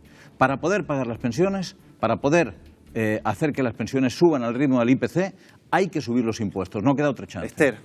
Bueno, nuestro sistema de pensiones es uno de los principales factores de protección que se da en nuestro país. O sea, da cobertura a 9 millones de personas. Ahora bien, hablamos de cargas impositivas, pero también podemos hablar de cómo conseguimos más ingresos. Empleo estable, empleo para nuestros jóvenes, incremento del salario mínimo interprofesional, destopar la base del IRPF, atacar la economía sumergida. Hay una serie de factores que también podemos valorar para garantizar el sistema de pensiones. Y también es qué sociedad y qué país es el que queremos. Un país que deje por el camino a las personas que lo han levantado o un país que las proteja.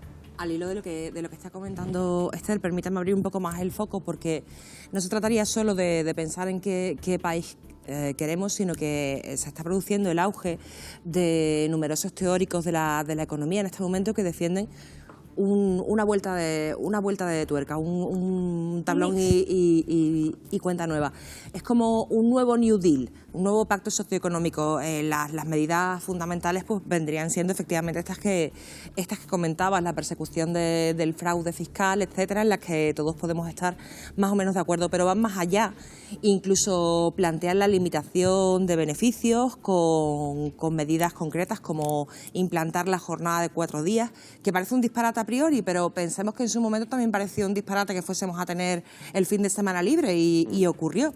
Y, por ejemplo, cosas como no solamente no retrasar la edad de jubilación, sino adelantarla para repartir el trabajo y la riqueza. Eso significaría que sí, habría más personas percibiendo una pensión, pero también habría muchísimos más trabajadores, lo cual quizá equilibraría. Yo iba a ir un poco en ese sentido, porque recuerdo que cuando era presidente Mariano Rajoy repetía siempre que cuando llegáramos a los 20 millones de empleados ya sería sostenible la caja de pensiones, ¿no? Y estamos en 19 y se está viendo que aunque se cree empleo, no va a ser sostenible. ¿no? Con lo cual hay que ir se crea. Efectivamente, no, y no solo que aunque se crea, hay que ir a llenar la caja y a completarla con otro tipo de ingresos, ¿no? Y en la línea se está planteando ahora lo del tema de retrasar la edad de jubilación, porque además con el tema de que ha crecido la esperanza de vida, ¿no? Con lo cual no parece, a mí personalmente no me parece descabellado. También es verdad que habría que ver en qué actividades, las más castigadas, las más duras, mantenerlas quizás en una edad de jubilación y la de otro carácter, de otro tipo, poder